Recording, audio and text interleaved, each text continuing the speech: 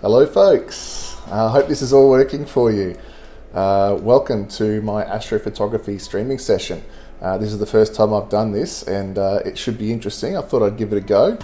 Okay, so I have set things up now with my telescope outside, and for those who didn't see it earlier, I'll find the picture I took, but I've got it set up outside. It's robotically controlled, so it's done remotely. That means I can sit at my desk, which is where I am now, and control the camera, the telescope, and everything remotely, and I get the photos as they come through, and I can see them.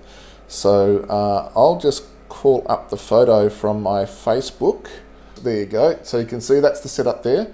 I've got the telescope on its mount. You can see the mount there. There's the telescope. There's the camera connected to it. There's a guide camera and telescope on the top. And that's all hooked up to my laptop, which is connected via this yellow Wi-Fi cable into a power or Ethernet over power. So I have one of those at this end of my office as well. So it's all running through the extension cable, which you can see down here.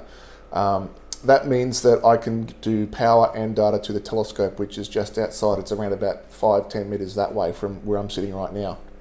But it's inside, it's outside, and I'm inside, which means that I can stay warm while everything else is cold outside. So I have got it all set up, the equipment set up, so it's all polar aligned, everything's balanced, and all the things are all plugged in. But I haven't done any of the preparation yet, so that means the focusing and finding where it's pointing and all that sort of stuff. So this here, you can see this grey image. Oh, and I'm going to be looking over to the right here because the right is where I've got my second monitor, and that's where I am looking at the stream. So the video you'll see is of my desktop of the laptop. Sorry, the wallpaper or the main interface of my laptop. I'm viewing that on my desktop via the streaming software, the desktop streaming software, as opposed to the web streaming software, which is what you're watching right now. Okay, now Mark is a friend from the Astronomical Society of Victoria, and he's actually sending me through a list of objects that I'm going to be choosing from tonight, and I'll talk a little bit about what that list is soon. But first of all, now that I've got everything, the hardware all set up, I need to get focus. So the camera is autofocus, so I've got a little remote controlled motor sitting on the focusing the focuser of the telescope. My good buddy Alex Obrad's helped me with that. He put together the box for me. That lets me automatically focus it, which means I get much more accurate focus than I would by doing it by hand. And it means that I can schedule focusing to happen regularly throughout the night. So as the telescope's temperature changes, as it cools down and contracts, that little bit of contracting is enough to change the length of the optical path, so that the focus changes, and that can ruin your images after the first hour or so. So what I'm going to do now is I'm going to do a focus routine. Now, as you can see, this is just a grey image. There's nothing there. That's because it's all out of focus. So we'll go to the focusing panel. This is a software called Sequence Generator Pro, which is what I use to control the telescope and take all the photos. And the focuser has a stepper motor, and it's got 6,200 steps on that. So I recall that it's close to 1,700 steps. So I'm going to send the command to the telescope to zoom in, or to rack in the autofocus or to the focusing to around about 1,700 steps out of 6,400 or 6,200. That will then be a good starting point for me to start doing my autofocus routine, which will get it as accurate as possible, because every time I take the camera off and put it back on again, and it's in a very slightly different position, and that difference is enough to make it out of focus. So now that I'm close, I'm just going to take a single photo to make sure that I'm close enough for the autofocus routine. And we've got nothing. Okay, interesting. Let's just try a longer exposure, 10 seconds, and see if anything else turns up. Now, I've had a lot of technical difficulties getting this started today. My laptop was refusing to cooperate. It took me 5 hard resets, unplugging it and pulling out the power to get it to actually start to work. And I tried shooting with my old one-shot color camera because I prefer to shoot with that when I'm doing a whole bunch of different images, which I plan to do tonight, so that I don't have to use the filters to get like a whole bunch of photos for each image to get a color image from it. But when I put the color camera on, it didn't like that. It didn't recognize it. It wouldn't swap profiles, so I had to go back to the black and white camera. And it's still not showing up anything. So that's a little odd. I'm not exactly sure why it's doing that. So what I might do is change the focus, and we'll go out to 2,000 steps and have a look at that and see if that shows anything yet. Astrophotography is pretty much all about problem solving, trying to get things to work. Things stop working, they break down. You've got to try and figure out why that's happening and how to fix it. And that's 90% of the work that's involved. When everything's running smoothly, you press a few buttons and you walk away for hours and let it do its thing. So I'm still not coming up with anything. So that is tricky. I'm not sure why that would be. So let's just try. I'm going to try disconnecting and reconnecting the camera. See if that makes a difference. Chances are I'm going to have to go outside and see if there's anything physically wrong with the camera and do that from scratch. But I want to see if I can do it inside first, if there's anything I can do just by controlling the computer. Okay, that's not got it.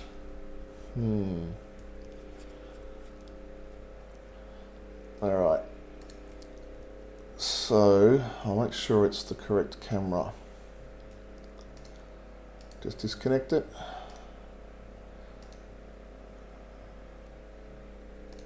Is it that one? Because I have been playing around a bit with these settings to try and get the other camera to work.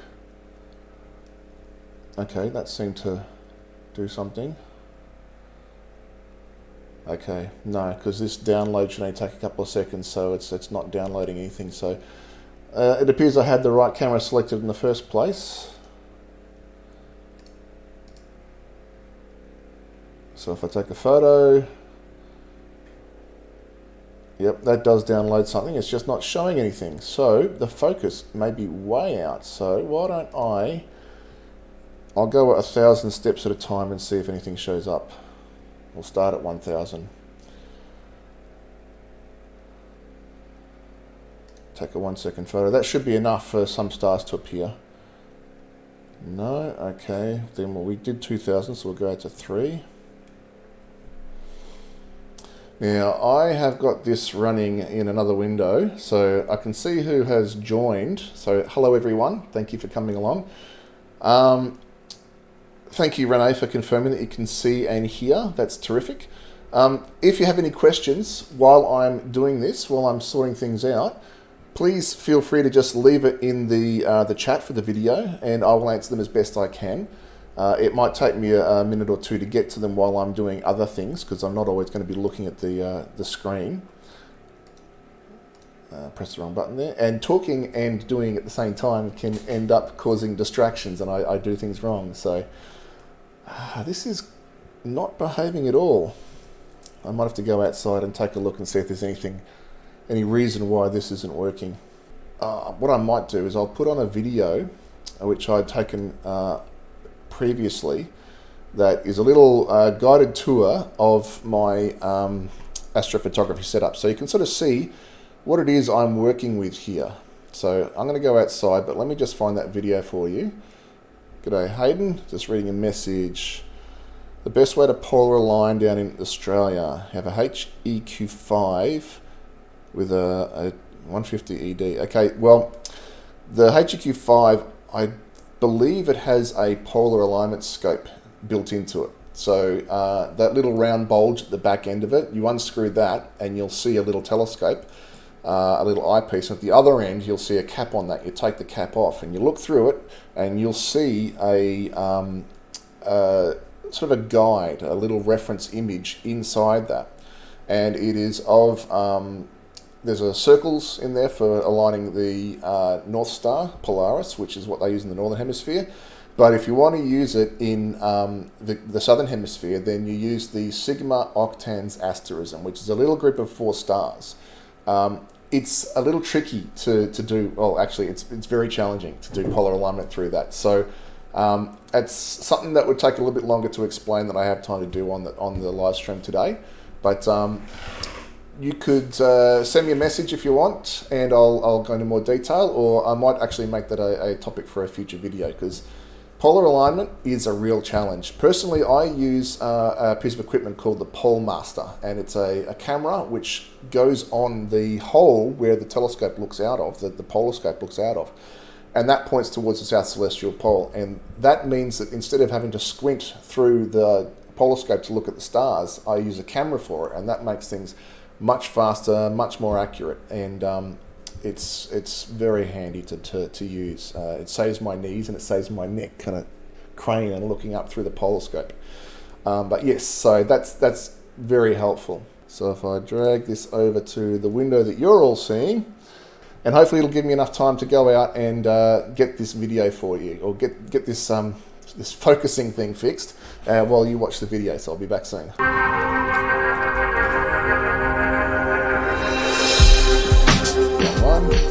G'day, I've got my telescope set up tonight at Mount Burnett Observatory, and I thought that after all these years of running it and showing you the photos, you might like to actually see what the setup looks like, what's involved, and all the different bits and pieces. So I thought I'd take you on a brief walkthrough.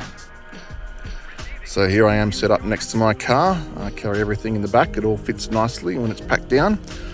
So we've got the basic, most important part here, the telescope itself. That's the big black tube running down the center.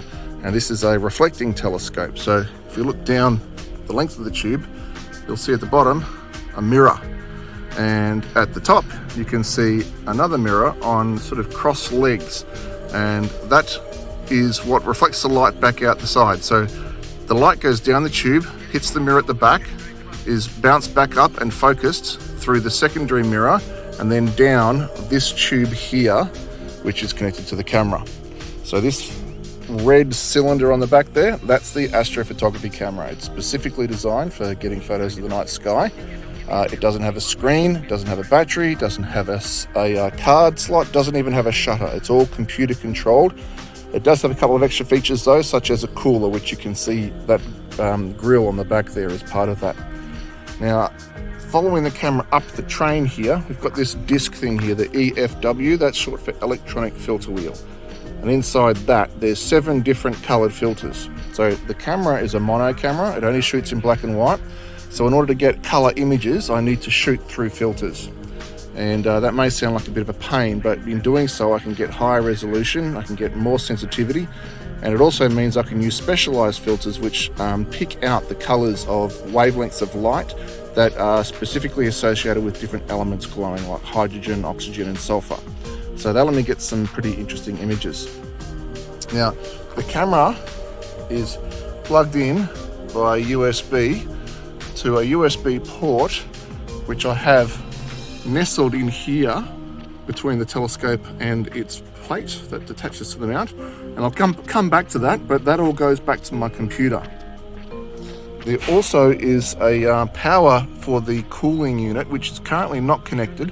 I've got it plugged in the back of the telescope right now, which is running a little fan, and that will help stabilize the internal temperature within inside the telescope, because I've had it in my car boot for this afternoon and it's gotten a little bit hot. So once it gets dark enough to start imaging, I'll be taking that power cord and putting it into the cooler for the camera. So back to the camera, we'll follow up the optical chain.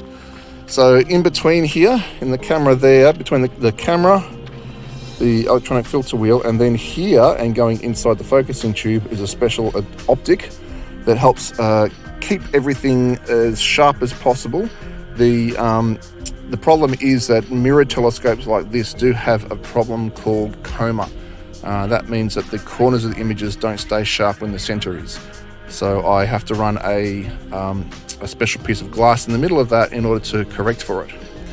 Then we've got this blue piece of metal, which is kind of shiny and kind of attractive.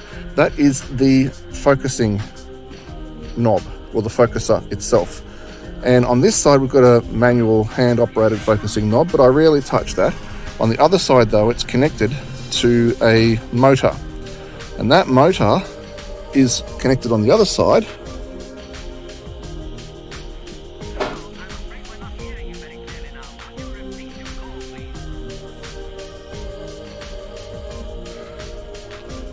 That runs off to the USB port and therefore back to my computer. So that's all computer controlled. Of the telescope, we have another mini telescope and a mini camera. And this is a guide system, a guide scope. And what this does is it takes a sort of a live video stream of the same part of the sky that I'm imaging, but it picks out a single star and it follows that star throughout the entire time that I'm taking photos.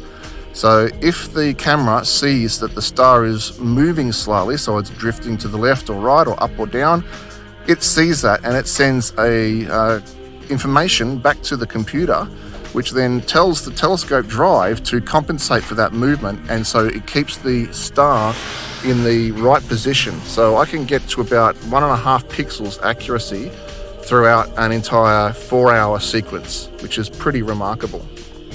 So heading down the telescope, the black plate there that you can see, which is just above the USB, just below the USB port hub, that is the plate that mounts onto the telescope mount itself. So that's this thing here. It's sitting on some tripod legs, big beefy tripod, but the most important part is the mount, the drive itself. So this gets aligned when it gets dark enough with the south celestial pole, so that when the telescope rotates, it sort of rotates around this axis. You can see that going up and down here. It rotates around this way. And that means that I can follow the movement of the stars throughout the night without having to worry about keeping track in 2 directions. It'll just track in one. Makes things a lot simpler, and it means I can get long exposures. That's got a fairly fine and precision crafted gear inside there to keep that running as smoothly as possible. But these gears always have a little bit of an error in them, a periodic error it's called, but that's what's compensated for by the guide scope on top. Now on the front here, I've got another little camera. So there's the third camera on this setup, and this is strictly for nothing else but aligning the telescope to the celestial pole. I have to get that as accurately as possible so that it can track the stars as accurately as possible without there being any drift throughout the exposure. So this camera replaces looking through an actual telescope which is built into the mount of the telescope. If I take the back off here, you can see there's the eyepiece for it. And that's what I used to use to look up at the night sky beyond to try and align the telescope. But that is a tedious process, very difficult to do, and it's really hard to see the faint stars that we need to align on. So using this camera at the front here is a much easier and much more accurate way of doing that. Right down the bottom, I've got a huge battery, which is what I'm using to drive most of the equipment you've seen so far. The only thing I'm not running with the battery, although I could if I was remote, because this does output 240 volts, because I'm at a site that's powered, I can use a powered system. I'm using that to power the USB hub and my laptop, and the laptop controls everything. So if you look back on the back of the USB hub, you can see there's the power with the blue Velcro on it, and just next to that, that's the USB out, and that comes all the way around here and into the back of this box and connects to my computer. And the computer controls everything. So it takes all the information on the positions of the mount, where the telescope's pointing, takes the data from the guide scope, from the polar alignment camera, and of course from the main camera itself. And I control everything from there, which means that it's pretty much, once I've set it up and it's running correctly, I can just press a few buttons, start the image sequence, and take the photos all night long while I go inside and have a cuppa. So that's a basic rundown of the telescope system that I'm using. It's let me get a lot of cool images so far, and I'm hoping in the future it'll let me continue to get lots more. So I hope you found that interesting, and you've got a better idea now of what it is I do on the cold and sometimes hot nights for hours on end. Thanks for watching. Give us your message, please.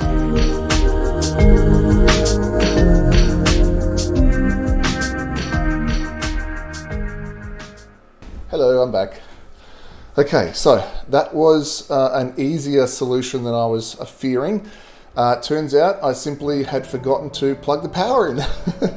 So all I had to do was take out the right power cable and the right battery for it, and plug that into the box that controls the autofocus, which then drives the motor, and that fixed the problem. Or at least I haven't tested it yet, but that should have fixed the problem.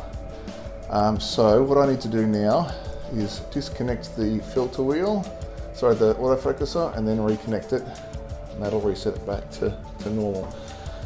Also, while I was out there, I discovered another problem. Tonight it's sufficiently humid and sufficiently cold that dew was forming on the guide scope, which I'll talk about a little later, but you saw in that video just then. I should run that before any future ones that I do like this.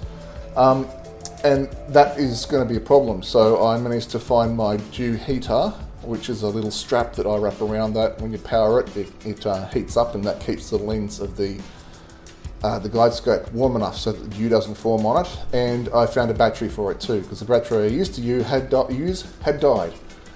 Fortunately, I found one that would work instead. So, as I said, problem solving. These things pop up out of nowhere, and you've got to figure them out before you can keep going.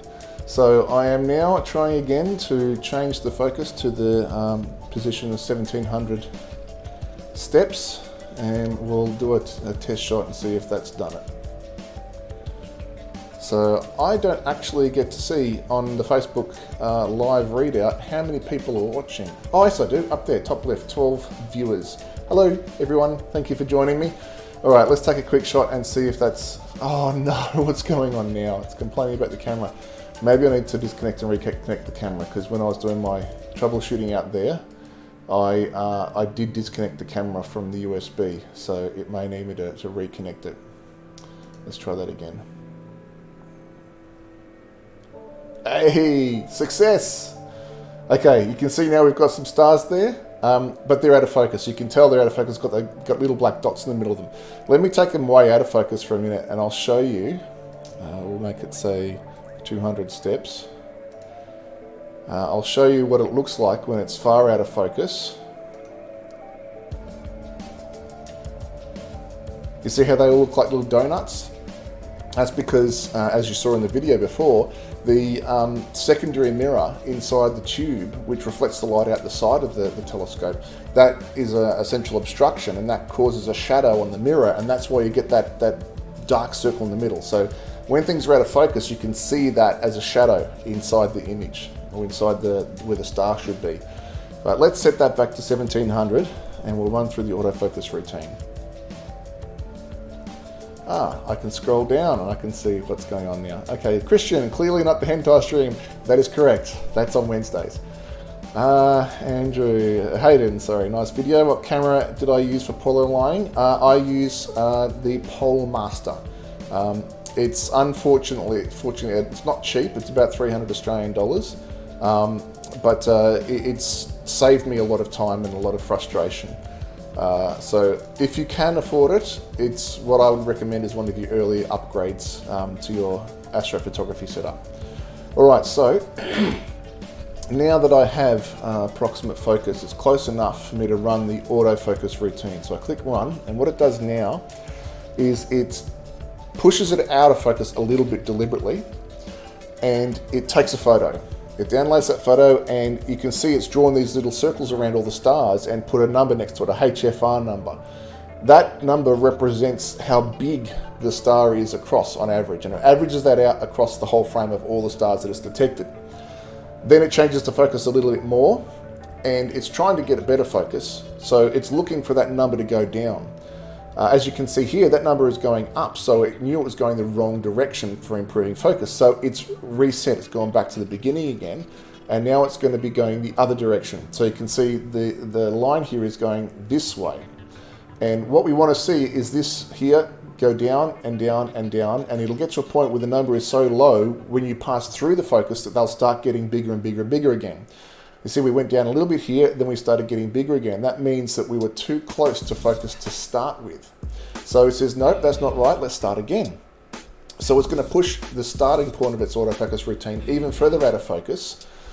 And then that should allow it to get a proper sequence of from one side of focus getting smaller and smaller, passing through focus and getting bigger and bigger on the other side, and you'll see a V shape.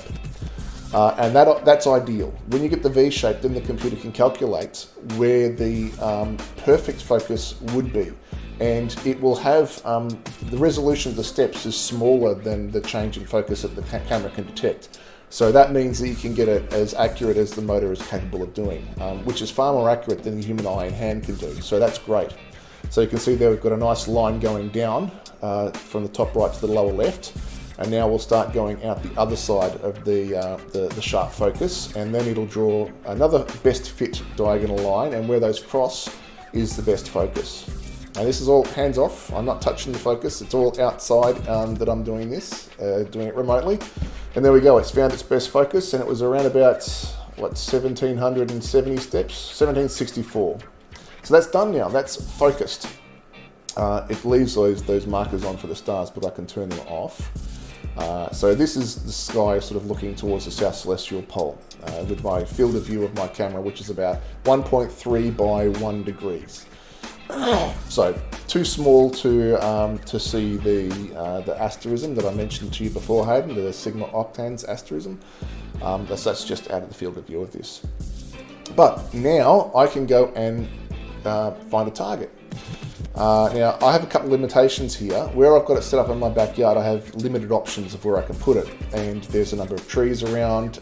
It's close to the house, so the portion of the sky that I can see isn't really that big. That means I have to choose the targets that are available to me, that are visible. However, I do know there's one item on the list that I wanted to shoot that is visible at this time of the night, and that is the jewel box cluster. Now this list, I'll just mention this. I'm a member of the Astronomical Society of Victoria, and the people who run the Deep Sky section came up with a brilliant idea for what we can do during the lockdown with coronavirus. So they have created a list of objects that the average member with a small to moderate sized telescope should be able to find no matter where they live in Victoria, so even in light polluted skies. If you're living near the CBD, that might be a bit of a challenge. Fortunately, however, I live about an hour's drive out of the city. So that means my skies are pretty dark. They're not perfect, but they're pretty good. So I'm planning to take photos of the objects. Most people are going to be doing them visually, but because all my equipment is astrophotography equipment, it would mean that I have to reconfigure things quite a bit in order to get it work with visual. And as you can see, when you make small changes, things sort of cascade and go wrong. So I didn't want to go fiddling around with things. So what I'm going to do is Mark, the guy who's made the list, has actually emailed it to me. I will go and get it in a second, but while I do, I'm going to go and set up the first shot of the jewel box cluster. So I'll show you how I do that. Now I bring up a wizard which helps me find and frame the object that I want. It's really, really easy because it's got a whole catalogue built into it. All I have to do is type the name of the object I want. So the jewel box cluster. It'll then search its catalogue and not find anything. Okay, in that case, what I need to do is, the jewel box cluster is a sort of a colloquial name. I need to find the proper designation for it so I can find it in the catalogue. So just go off to Google. Okay, and it is NGC 4755, and we'll find that because it's got the full new general catalogue. So NGC 4755, wasn't it? Yes. And what it does now is it pulls up a catalogue image. So this is an image that is of the part of the night sky that's from a scientific database. As you can see, it's not a clean image. It's not something that astrophotographers would do. This is an automated thing that's made as a reference. Now you can see there, that is the jewel box cluster. So I'm just going to draw a little box, and this red square here, based on the information that I've given the software, based on the focal length of my telescope, the aperture, the size of the camera that I'm using, the pixel dimensions, it's able to calculate what the apparent field of view of that camera with this equipment is on the night sky. So that red box there is what the camera will see. So you can see it's quite a bit bigger field of view than that cluster. And I'm just going to skip this track because it sounds too much like an Apple commercial or something. Alright, so back to the stream. So looks like I have to scroll down manually in order to see new comments from people. So if I am a bit slow to get back to you, I'm sorry for that. Hi Doug, thanks for joining us. And Renee, Jewel Box Cluster, I love it. Try to find this often, but only have an 8-inch manual Dob. The great thing about the Jewel Box is it looks fantastic in an 8-inch Dobsonian, and it's easy to find because it's right next to Beta Crucius. So this bright star you can see here in the catalogue image, that's Beta Crucius, the second star in the Southern Cross, the second brightest star. So you know if you can find that star, which anyone can, then you know that the Jewel Box is nearby. So I've told it where I want the framing to be. I've just put it straight smack bang in the center. So now what I do is I just say create sequence. I give it the name, we'll call it Jewel Box.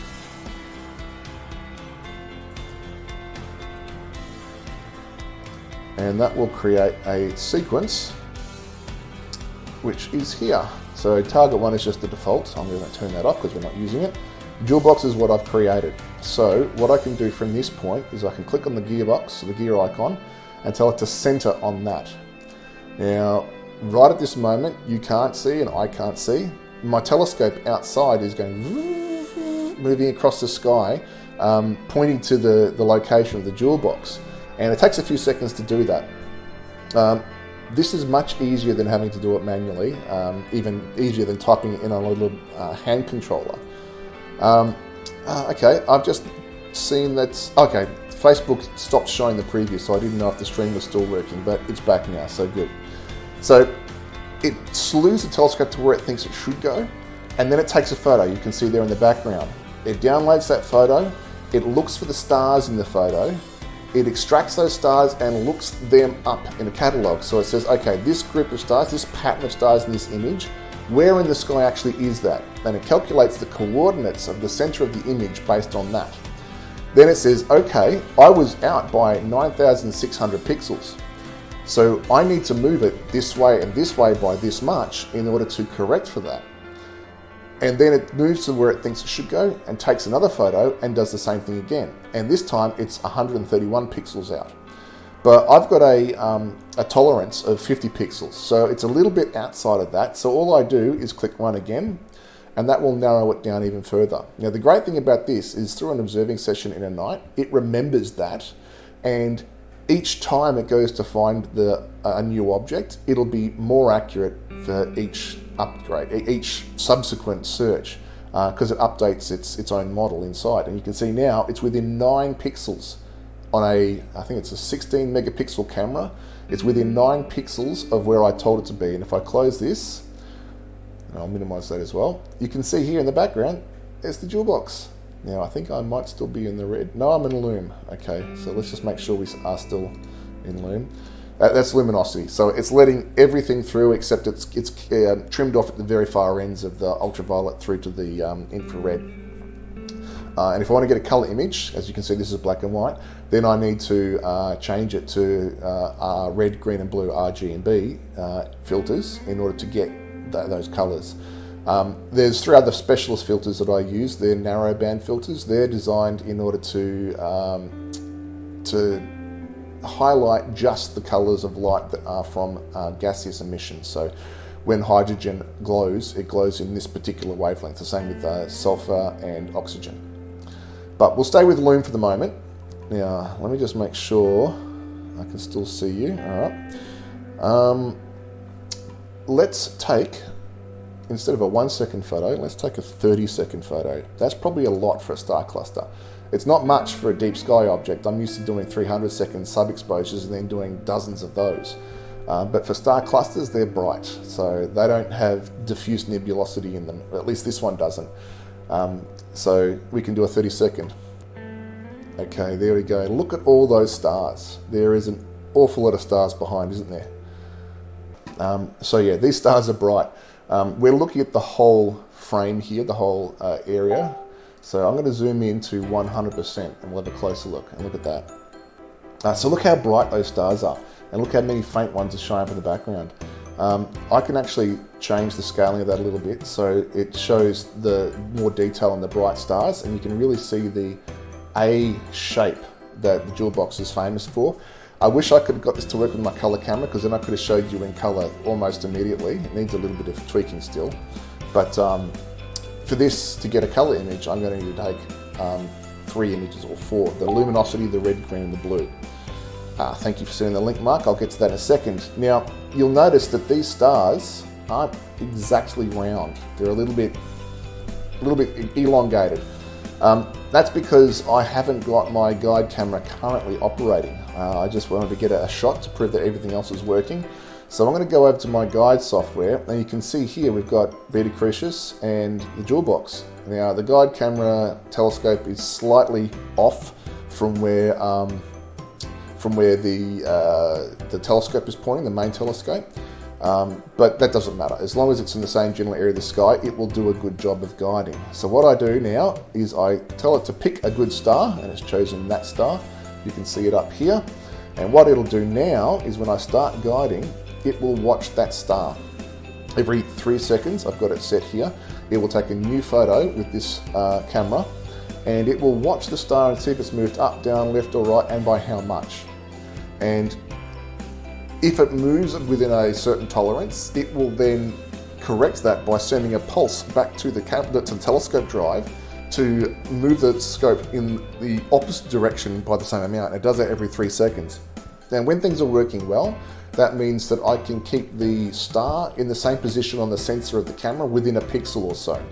That is challenging to get to within 1 pixel, but that's the goal, and it's what I often, I do sometimes manage to achieve. You can see the results down here. So the red line is the declination. That is sort of like the left-right, well actually the up-down, and the RA is the right ascension, that's the left-right. So you can see here, we're within, these are arc seconds, so a second of arc of angle, so 360 degrees, or actually 24 hours around, because it's degrees and seconds, 24 hours. Then each hour is divided up into 60 minutes. Each minute is divided up into 60 seconds. So we're looking at a 1 second variation either side of where it wants to be.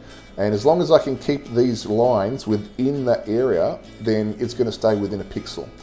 See these little pillars here, the red and the blue pillars? Those are the pulses that it is sent back to the telescope drive to correct for any variation. So you can see here, the red is a little bit below the line. It wants to get it on the line, so it sent pulses in this direction to move it up.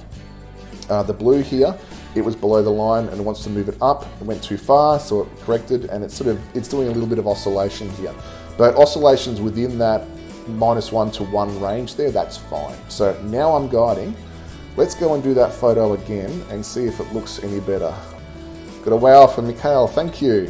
I hope you're enjoying watching this. We've got 20 people on here, that's great. Last time I did a stream, I did it via YouTube, but I had 2.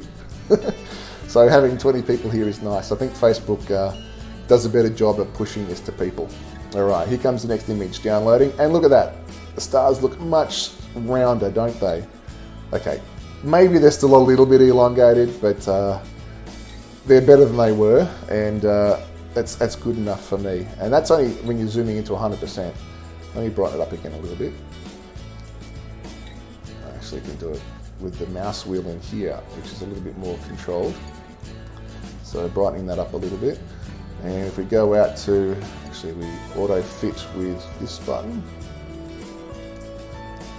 Yeah, the stars, they look great when you see it as a whole image. So what I'm going to do now is I'm just going to quickly create a sequence from that, because I've just been doing preview images so far. I'm going to do 1 minute exposures. I'm going to do 4 of them with luminance, red, green and blue, and I'm only going to do 1 repeat of each. That will then mean that I can put those 4 images together to end up with a total 4-minute exposure of the jewel box cluster. Now I have to give it a folder to go in, and I usually just stick it on the desktop, and I need to put it within that folder. Okay, we'll call that jewel box.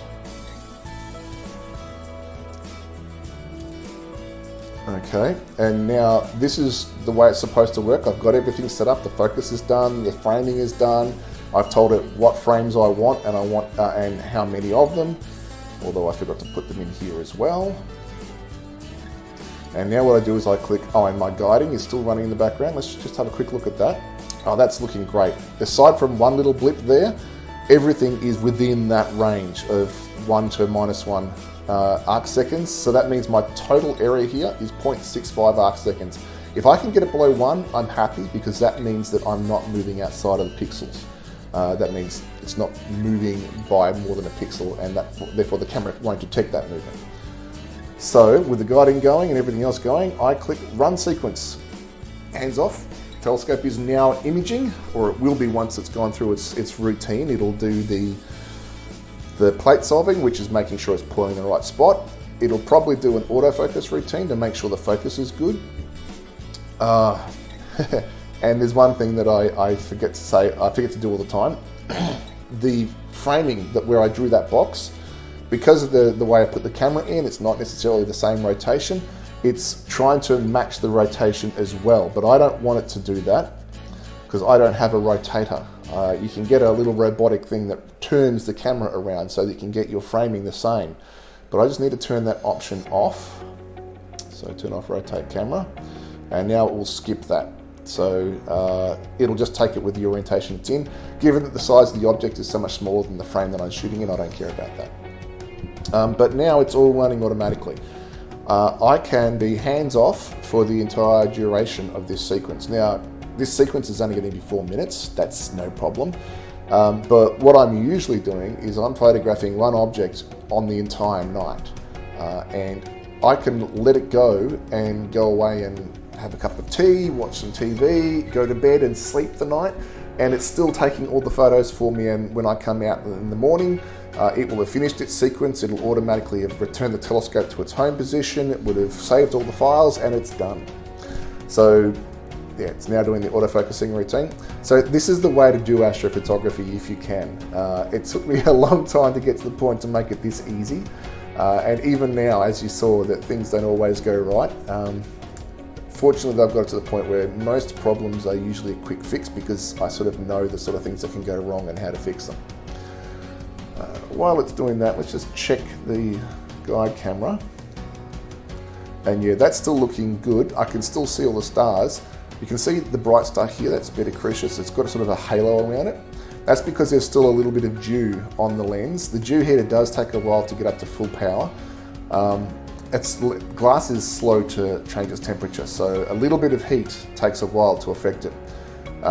But it's clear enough to get good guiding, and that should last the whole night. You might see bright stars like this lose their halo as the guide scope, or sorry, as the dew heater ramps up to performance. Michael, your question, what is the software? I'm using software called Sequence Generator Pro. It's a package that sort of brings together all the different equipment that you can connect to your telescope, and it sort of controls it as a whole. I think it's $160 US, so it's not cheap as most things in astrophotography, but it means that I can do this hands-off once everything is all configured. The software for the guiding I'm using is called PHD2. PHD stands for Press Here Dummies. It's designed to be a really straightforward piece of software, and it is by and large. And it integrates well with Sequence Generator Pro, or SGP as we call it. So it can send the information backwards and forwards. And in fact, if I go over here, you can actually see the PHD graph is represented within SGP. But I usually prefer to watch it in PHD because this is a really small graph. It doesn't have any labeled axes, and you can't see the pulses where it's changing the guiding. So I usually watch my guiding in PHD itself. So if we go back to this, we can click on sequence, and we can see it's still on its first exposure. It's doing event 1, which is luminosity, frame 1, and there is only one frame in this sequence. It will then, when it's downloaded in the background, you can see there it is there. That is a 1 minute exposure in luminosity. When it's done with that, it'll mark it as 25% complete because there's only 4 subs in this shot. And it'll move on to the next event, which is the red. So what we'll see here, okay, it looks like what it did was a dither in between the shots. So what a dither is, there is lots of stuff in your photos that you don't want to be there when you take them. So there's noise, there's maybe satellites. On your camera you can have these things called hot pixels. A hot pixel is where there's something wrong with the design of the camera. It's in every camera, it's unavoidable. You may have even seen it in some of your photos. You get these colourful, bright pixels where a particular sensor on the camera has over-sensitized. It sends more data to the computer chip, to the brain of the camera, than it actually had received. And it's just a flaw in manufacturing. And when you're talking about cameras that have 16 megapixels, that's 16 million pixels. Each one of those pixels has a red, green, blue, and another green little photo site. That's what, 64 million sensors. Some of them are not going to work perfectly. So what dithering does is it moves the telescope slightly between each photo. Now I'm only taking one for each of the different filters, but if I was taking lots for each of the different filters, when it combined those, it aligns them up so that the stars are all in the same position relative to each other. But because it dithered, that means the hot pixels in different spots. And the alignment, what it does is it adds together the pixels where it's common across all frames, and where the images or the pixels are random between each frame, it discards those. So by dithering, I'm able to discard those hot pixels by and large, mostly. But that means that the camera's got to take a little break from imaging while it moves the telescope, settles down, stops it from shaking, because even that little movement can cause a bit of shake, and that can be captured in the image. And then it resumes the guiding, and it resumes the next exposure. So we've got now the green coming in. That means behind, we'll see here, is the red. Now the red won't look much different from the loom, but you'll probably see a difference between the red and the green. There's not as much green in stars. If you get a pure green color, you don't want that because that's not in space. But of course there's yellow stars, and yellow has green in it. But there is a star right in the middle of the jewel box, which is a red star, and it will look dimmer in the green relative than it does in the red. Let's see. So let's zoom in and have a look at that. We'll go to 100%. I'll close this.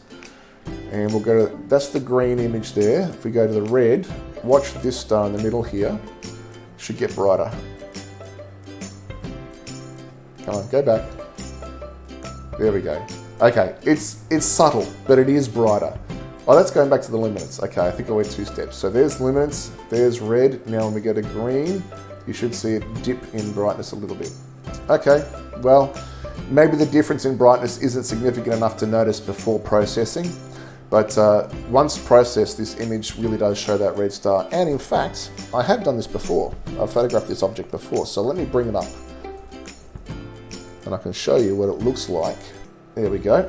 Hopefully you can see that. So there's the jewel box. It's been cropped in a little bit, and you can see there's blue stars there all over, maybe a couple of whitish, maybe even yellow ones there, but there's that one red star in the middle, and that is really quite a distinctive color, a distinctive difference.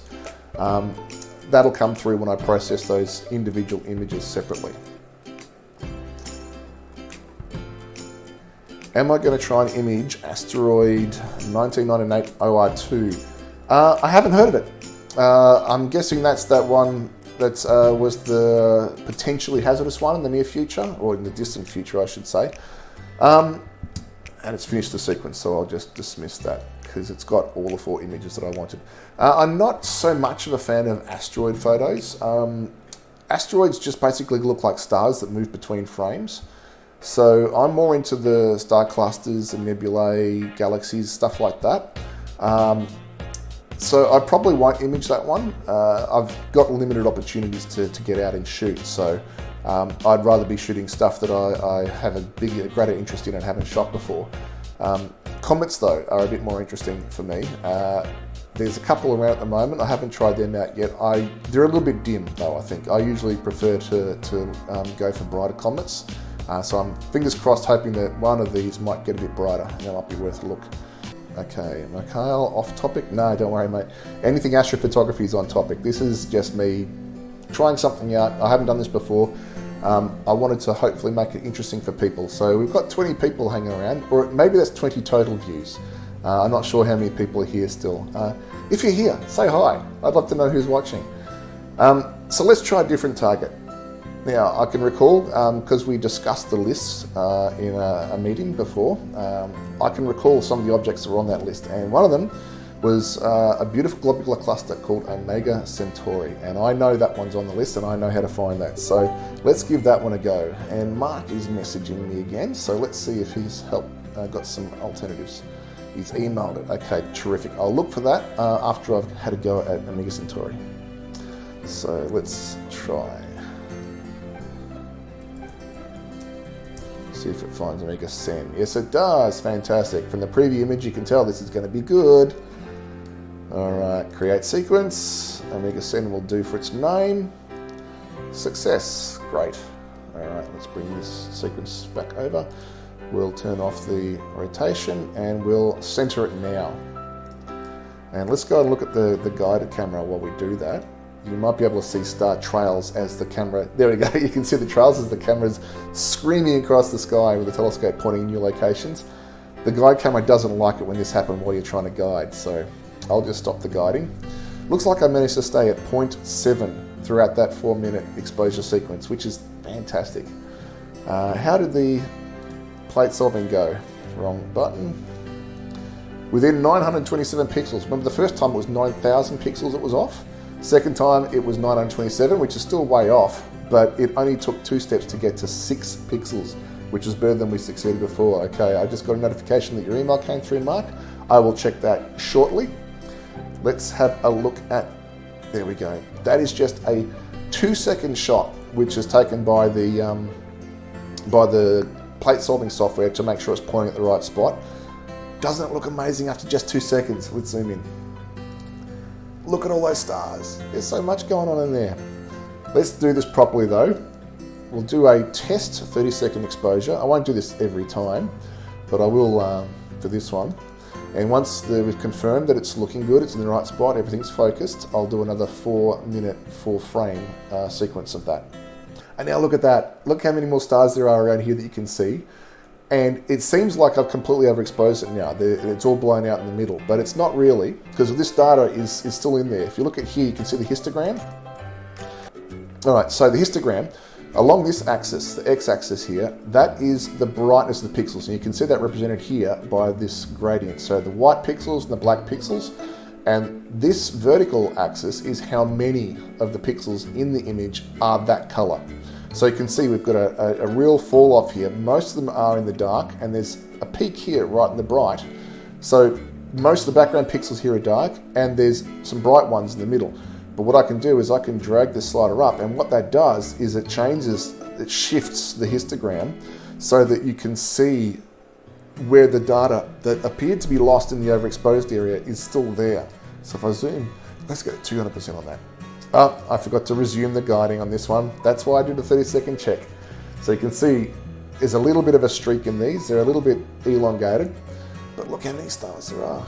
This particular cluster has 10 million stars in it. 10 million. It's the biggest globular cluster by a factor of 10, I believe, or thereabouts. So let's go back to the guide camera. Let's start that over again. Pick a star and start guiding on that star.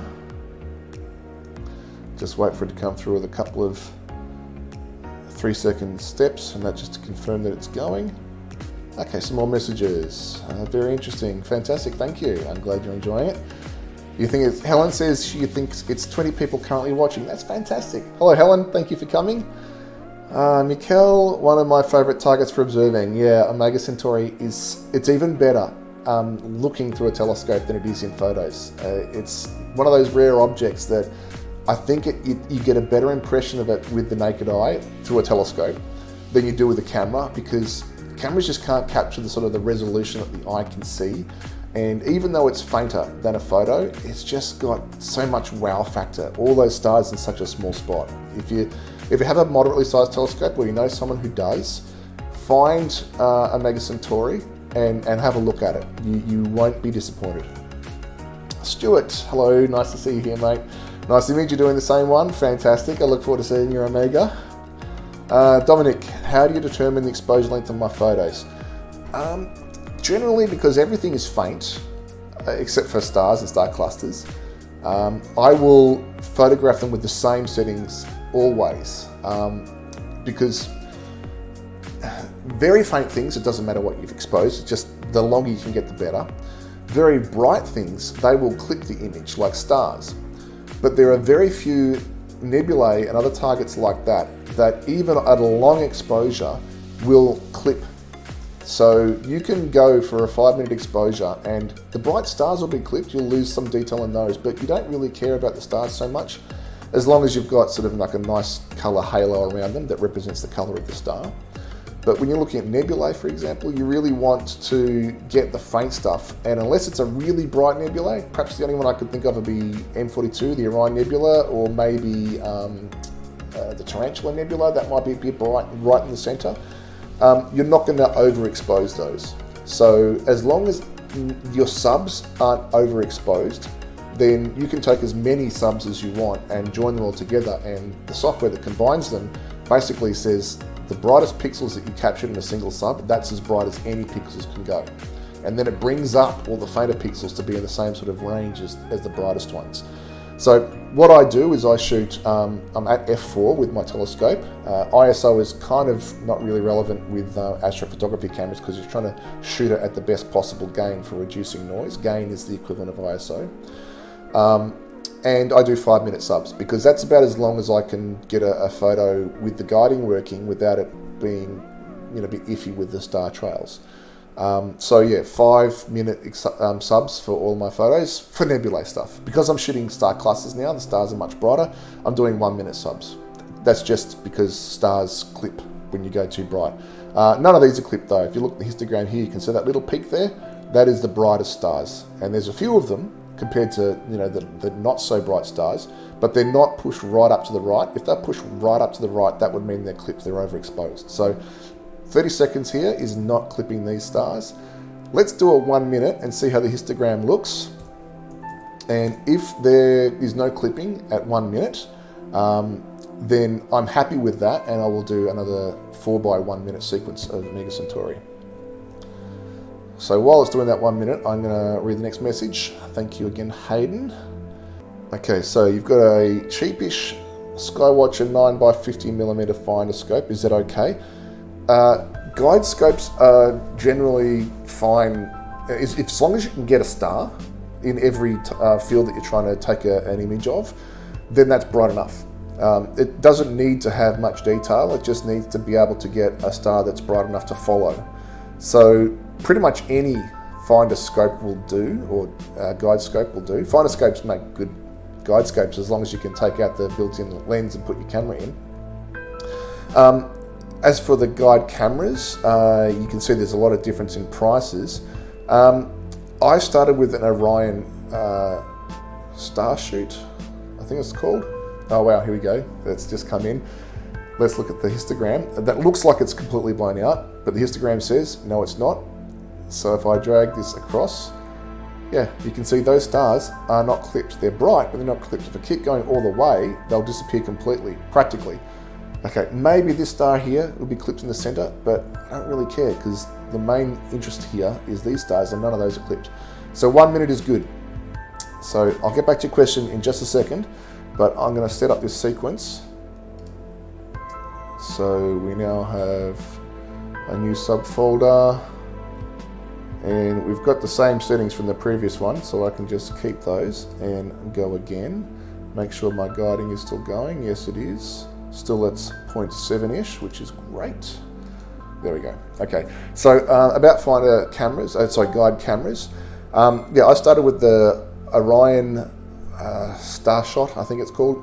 And it was a cheap and not very sensitive camera with a whole lot of noise, but it was good enough. It could pick the stars out from the background noise. It was able to guide well enough. I have upgraded my camera since then because it was on special and because it also doubles as a good planetary camera. I'm using the ZWO, I think it's the 120. It's a small chip, moderate resolution, like only 0.8 megapixels or so. But that's good enough, and it means that I have more stars to choose from because the sensitivity of that one is quite a bit better. Again, it's not essential though. I was getting decent enough guiding as I was. I just wanted to have a planetary camera, and it means guiding is a little bit easier because I've got more stars to choose from. But you can do well with a very basic setup. So second hand, you could probably get a guide scope and an Orion Starshoot or similar, like a QHY low-end camera for under $100 if you're lucky for looking secondhand. Dominic, okay, great, thanks. So I don't use the image tab on SGP with its stats. No, I don't really. I know a lot of astrophotographers do. They aim to get a specific ballpark of total exposure. I'm a bit more slack than that. Perhaps I get a worse signal to noise ratio, but I'm happy with the images that I get out of it, so it doesn't really matter too much. At least it doesn't matter to me. Maybe in a few years' time, when I've improved my skills and I hold myself to a higher standard, it will matter to me, but at the moment it doesn't really. All right, let's see, here comes our first sub, I believe. No, this is the, not the autofocus, we just did that. What are we looking at here? This is the button to auto fit. That's terrible. What's going on there? Okay, so the guide scope is still working. Okay, I'm just going to let it go and see what happens. I'm not sure what was going on there. Ah, I know what I did. I think I have set to 0 seconds. Yep, that's the problem. Abort the sequence. Okay, so what I can do now, I can click the thumbs down and that will reset that image from the sequence. Same with the previous one because it got through 2, I think. Let me just make sure. I thought it had copied across the settings from the jewel box, but it hadn't. So yeah, let me just do those again. So L, R, G, B, and we'll do 1, 1, 1, and 1. There's probably an easier way to do this. Copy the sequence settings from a previous sequence or something, but it doesn't take too long. So now we should get images that aren't grey because they're 0 seconds long. Let me just catch up on comments. Hello Martin, thank you, welcome. I'm glad you're enjoying it. Let me read your message. Okay, about your question, for those who are watching later on YouTube, is about workflow and organisation, keeping all your files structured and organised, and if I have any tips for that. As a professional photographer, it's really important to sort of know, have a good workflow and know where all your images are. I've got probably 250,000 images over the years, and if I need to find something in that, I need to know where to look. So I have a file structure that I create a new folder for each day of shooting, and I name that by the date and then a very short description. So today's might be, let's see, 02, 04, 27, so going in decreasing order for the year, the month, the day, and astrophotography streaming. I'd put it in that folder. And then I name all the subs within that. If it's just a normal photo shoot, I just name them all by the date and a number. So again, 200427-0001 through to whatever number the photos were. It's a little different with astrophotography because the files, the file naming convention, at least the way I've set up in SGP, it puts information about the file in the file name. So what filter it used, how long the exposure was, what date it was taken, all that sort of stuff. So I leave those alone, I don't rename them. But I'll put each target in a separate subfolder and I'll put that within my top level folder. When I do come to process though and export the resulting photos, I will rename the resulting master JPEG file to something more in line with my, my regular file naming scheme so that I can find it more easily. Also, a discovery I made recently, I have been struggling for years to find a good desktop search software. The Windows search is useless, utterly useless. It takes forever, it misses many things. But I recently found software called Everything. That's the name of it. It's called Everything. It's by, it's on the website www.voidtools.com, VOID tools, TOOLS.com.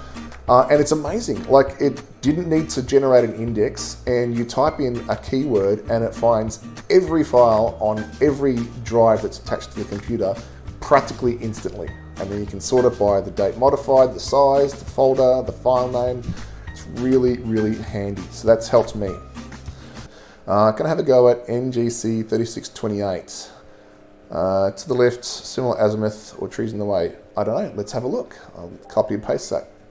Mikel, Mikel, I hope I'm pronouncing that right. Probably not, but I'll call you Mick. Let's have a look. While this is doing its current sequence, I can set up the next one. So let's have a look at that object you requested, NGC 3628. I don't know what that is off the top of my head. Let's see what it comes up with. Now I'm going to need to tweak that histogram a little bit so I can see what we're looking at here. Is that the Leo triplet? Let's see if we can frame that up. I have no idea if this is above my local horizon, but let's try it out and see. Send it over there. Now, this could be a little bit dangerous because if this is below my horizon, I'm hoping the telescope won't just keep going and going and going until it runs into the ground. I think it's got limits built into it. So let's see how it goes. So it's slewing there now. I'm actually in the process of starting to build a backyard observatory, which will be fantastic when that's up and running. It's just a shed, and it's going to have a roof that'll roll off. But I'm going to put a webcam out there. So in circumstances like this, I'll be able to watch the telescope and see if it's getting into a dangerous position, and I'll be able to stop it.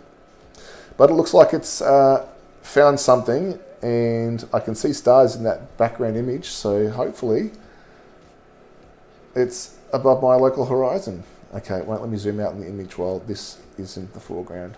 709 pixels off, it's getting a little closer each time.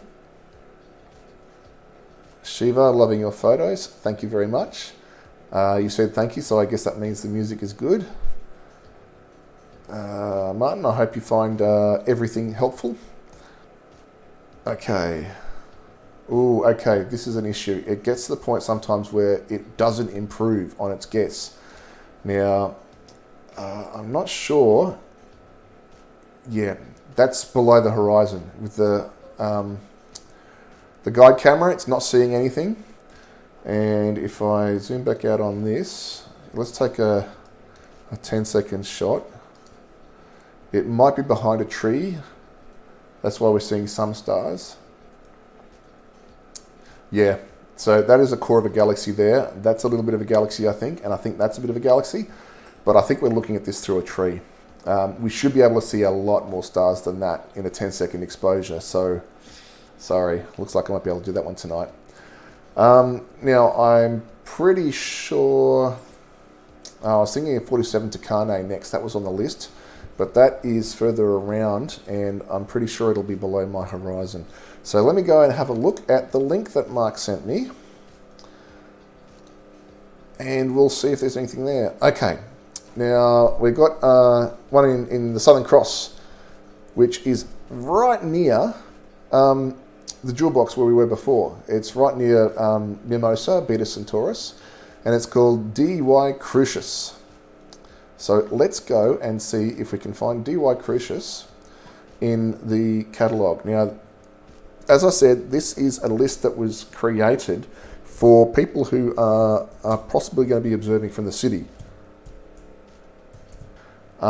It found it, good. So not all the objects are diffuse or faint. They might be bright objects. And a lot of the objects that are in this list are actually double stars.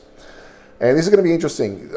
Stars aren't a challenge for me because I do sort of faint nebulae, and stars are almost always bright, especially the ones that are going to be on a list that you can see from the light polluted suburbs. But double stars could be a challenge. Some of these double stars are nice and broad. They're wide, separated, so you'll be able to see them as 2 stars. But some of them might be below the resolving power of my equipment, so I'm curious to see how we go with this. All right, so that looks like it's a bright object in the catalogue. Oh, okay, there is the jewel box. So this would be Beta Crucius, and looking at the reference that Mark's giving me, I think that might be it. Either way, this framing here is covering where that object should be, going by the references Mark has sent. So let's create a sequence for that, because the Omega Centauri is done now. That's old news. So we'll uncheck these because we've done those. Run, run, run, run. Run like hell, says Pink Floyd. Oh man, I wish I could play Pink Floyd in the background rather than this crappy music. And we'll set our filters to start with Loom. Oh, I'm not drunk, I swear. Okay, now we will go there. We'll turn off rotation and we'll center it. Let's see if it does better this time, because as I said, each time it gets a little bit closer to where it's needing to go. All right, Martin, started your roll-off roof shed as well. As such, no clouds and snow to roll in. As such, clouds and snow about to roll in. Yeah, I know the feeling, but don't worry, it will be fine until you finish. Then the clouds will come in. Saskia, hello, nice to see you here. Great presentation, thank you very much, really informative and educational. Love seeing how the jewel box evolved. Yes, definitely, but you should see what it's like when we do some nebulosity stuff, some faint things. Going long exposures with those really benefits a whole lot more than going longer with star clusters. So I might deviate from the list up with the next object I go to and show you something a bit more diffuse. This time of year is a bit tricky. This time of year in the early evening, there's not a lot of nebulosity up.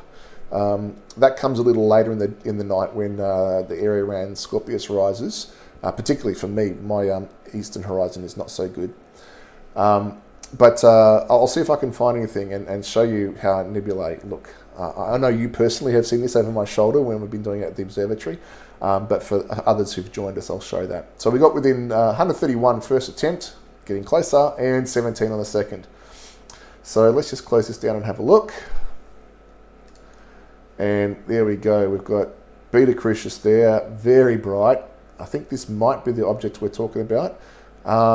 Let's just do a quick 10-second exposure there, just because I want to improve the sort of the signal to noise ratio. This in the background again was just a 2-second plate solving image, which it uses to find where it's pointing. So here comes the 10-second downloading. All right, that's brighter. Now let's go over to the pan and zoom, because when I zoom into 100% here, I don't know where I'm pointing. Oh, those stars are looking nice and round. I didn't even have the guiding turned on for that. That's what happens with the guiding graph when you're slewing to another part of the sky. So we'll stop that, clear it, restart it, pick a star, and start guiding. Now we'll drag the box over here, and it doesn't look like a double, so I don't know if I'm on the right target. Let me go back to my reference, and actually I'm going to use my mobile phone, because I have a fantastic app on there that is a planetarium app. It's not free, but it is really, really excellent. You can pay additional money to have additional items in the catalogue. It comes, I think, by default with several thousand objects. But if you pay more, I've paid a $15 option, it downloads, I think, like 10 million stars, which is really useful for me because it helps me to know what's going to be in the field of view when I'm doing sort of faint, sparse photos. So let's type in DY Crucius. Okay, now what I can do is I can compare this with what I'm seeing on screen. So I don't know if you can see that there. You can see the little catalogue, little star field. And I know now that I am not pointing at the right thing. So let's zoom back out.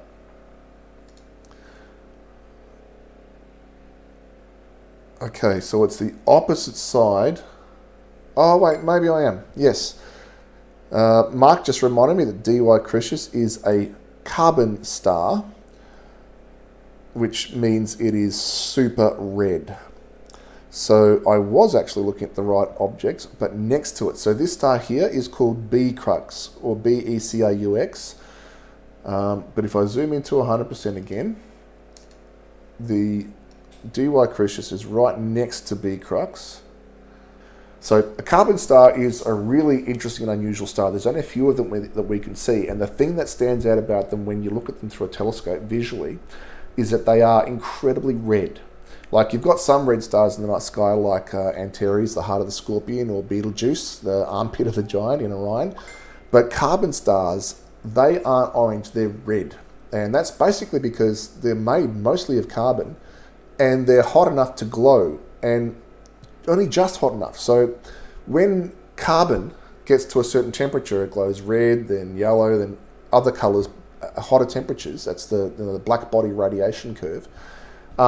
But when they're cold, they glow. And essentially, this is a big lump of glowing coal in space. It's cold, glowing carbon, which is basically a glowing coal.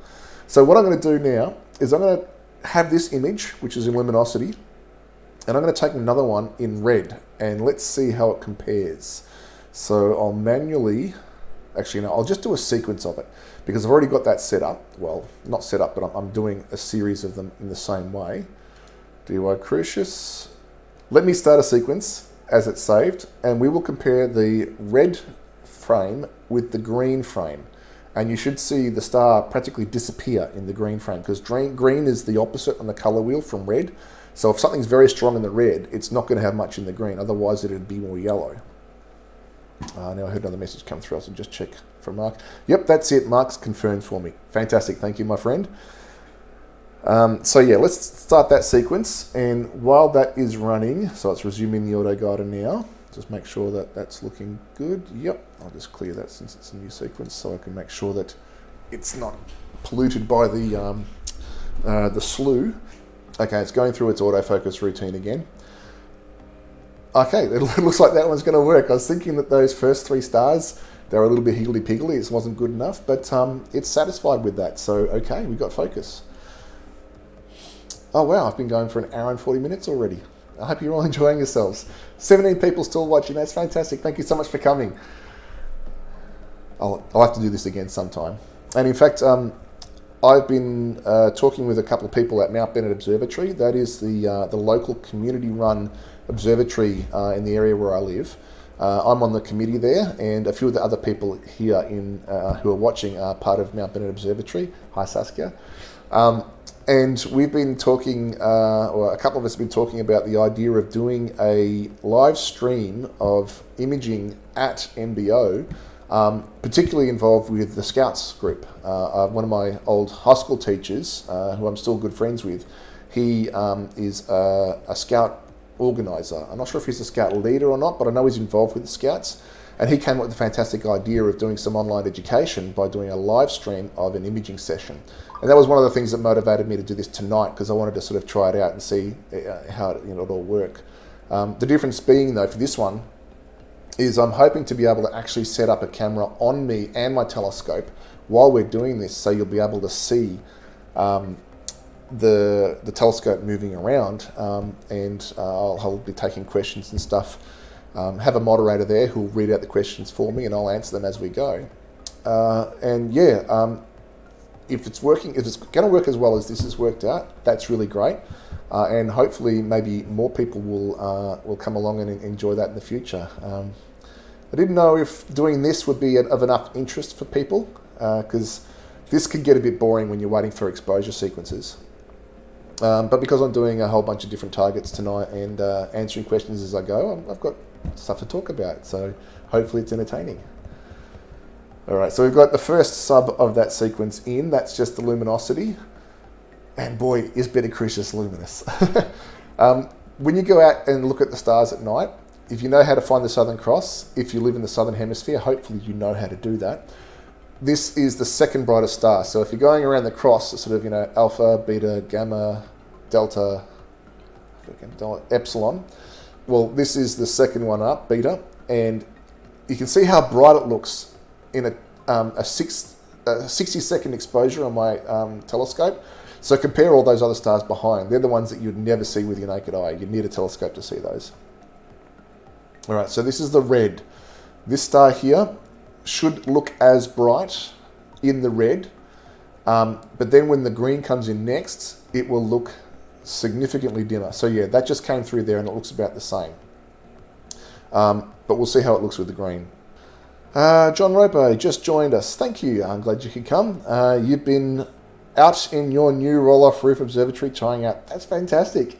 How exciting is it to finally have a setup that you can just leave and not have to go and set it up each night, do another polar alignment each time, and then you can come inside like I am and doing it. So yeah, I'm excited to get mine going, and congratulations on finishing yours. I hope you have a lot of success with it.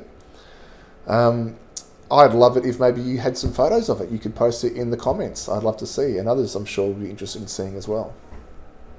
All right, and let's compare the green to the red.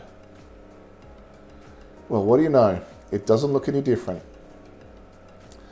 Okay, that is making me think, maybe it's auto shifting it between each exposure. No, okay.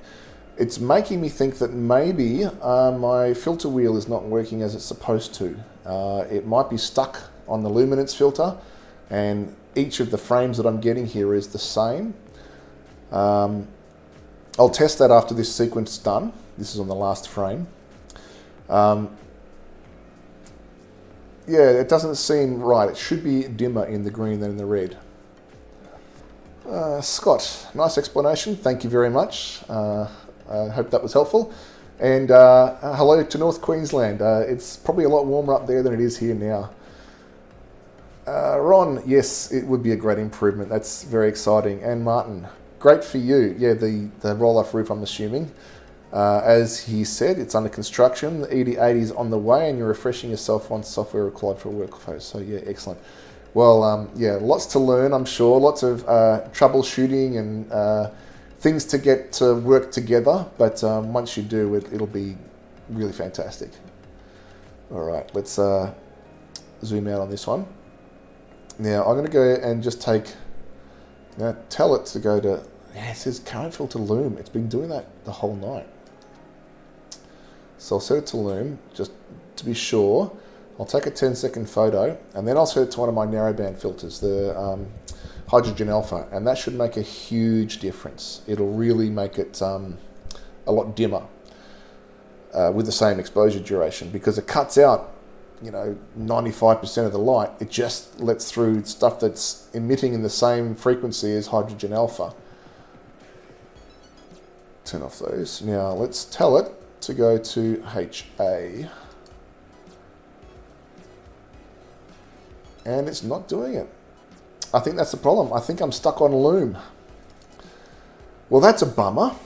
What I might do is I'm going to go outside and just check to see that the USB power is plugged in on the filter wheel, and that I'm actually controlling it properly. Although, maybe because previously when I disconnected the camera, I also disconnected the filter wheel.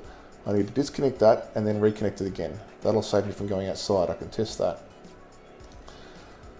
All right, let's try this now. We'll set it to HA. It says moving. That was it. So all tonight, all I've been doing is taking luminance frames. Astrophotography, man. All right. Let's take a single 10-second HA frame to compare with this one. So let's take that. All right, let's have a look at this coming in now. And that's how it's supposed to look with HA. It blocks out almost everything, except the light that comes from stars, which are emitting light across most of the spectrum, and nebulae that emit in that particular color. All right, what I'm going to do is I'm going to go back to the sequence, that past sequence, and I'm going to mark the previous shots just for the most recent one, DY Crucius. I'm going to mark them all as duds. So what that will do is that it will reset the sequence and retake those photos, and it renames the photos that I've already taken as bad, so I can go back later and delete them. And then it'll mean that the new photos will all be named correctly, not -1, which gets really annoying when you have to delete every second photo. So it does mean that all the previous shots that I've taken that I thought were going to be in color, because I was taking them for subs and different filters, didn't work. I'll be able to use 4 loom frames though. I'll be able to stack them to get a bit of noise reduction. But for now on, I'm going to do them as I intended to. So let's start that sequence again. And you will see this time, I'm confident, you will see a difference between the red and the green frames. Now, what is it saying here? As I'm doing this as LRGB, luminance, red, green, and blue, the first frame will be back with the luminance filter, so it'll look the same as the ones that I've done so far. But then it'll move on to the new filters, the red, green, and blue, and we will see a difference there. All right, let's catch up on messages. 25 degrees, 70% humidity, 72%. Yeah, that sounds a little uncomfortable, especially at this time of day. I don't think, though, even with that high humidity, you'd have a problem with dew, because the temperature should be high enough to stop it from forming. But yeah, I wouldn't swap, I'm afraid. I'm not a fan of the humid heat, especially at night. It's going through its autofocus. We'll check the guiding, have a quick look at that. Yeah, I'll clear that. Still staying below 1 though, which is fantastic. I might go and get myself a cup of tea, because this is going to be 4 minutes to get the exposure sequence.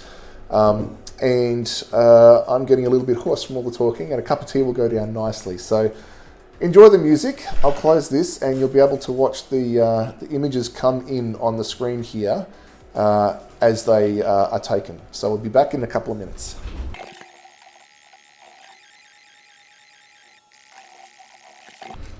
I'm back and I have tea and biscuits. Life is good when you can do astrophotography with the heater on and tea and biscuits. Okay, Scott, yeah, light pollution is a problem, unfortunately. I'm very fortunate where I live that I have fairly little.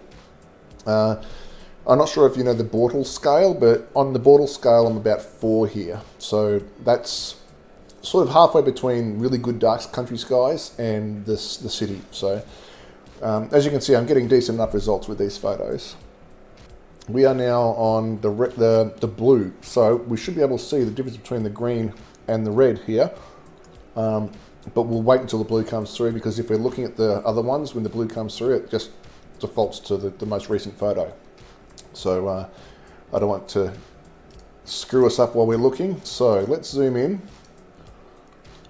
All right, so that is the star through the blue filter. This is the green. Yeah, that's dimmer, isn't it? And now we'll compare the green to the red.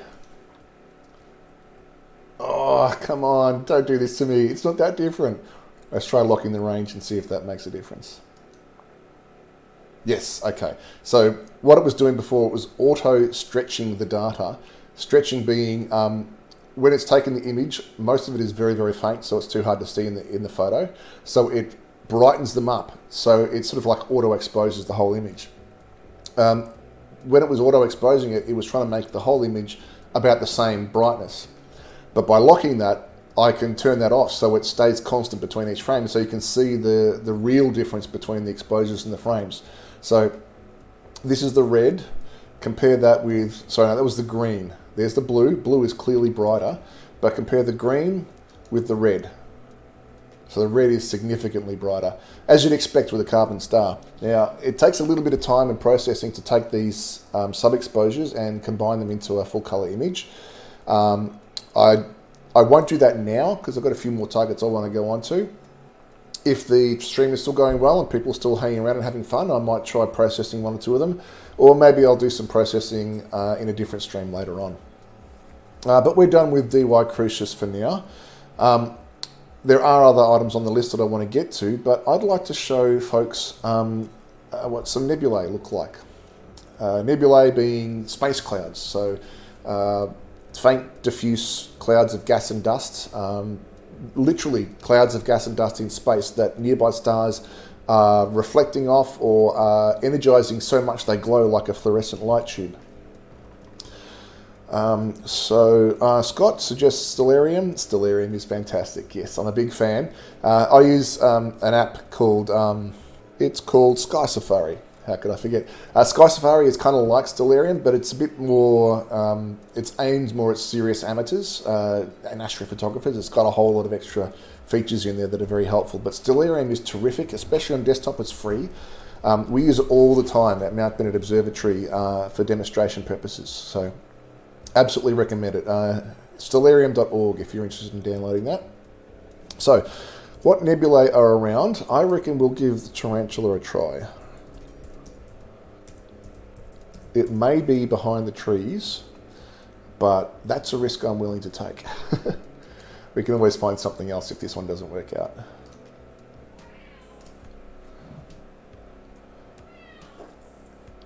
I don't know if you can hear that in the background, but I have a very hungry cat just walked into the room. He doesn't get his supper until 11 o'clock though, so he's just going to have to wait. Oh, here he is. His name is Arky.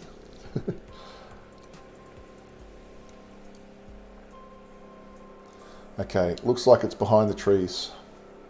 So we'll have to give up on that one. And I am going to go and look up what's around in Sky Safari. Hey! Oh, he just stole my biscuit, cheeky bugger. All right, you can have that. You've slobbered over it now. Let's try another very famous and very bright and big nebula called the Eta Carina Nebula. That's near the Southern Cross, and the Southern Cross I know is up because we were just shooting it. Go to Eta Carina. Am I at a facility? No, this is just my home office. I'm a professional photographer, but an amateur astrophotographer. So this is just using amateur gear in my home office in isolation, which is why I'm really grateful that I can do this from my backyard.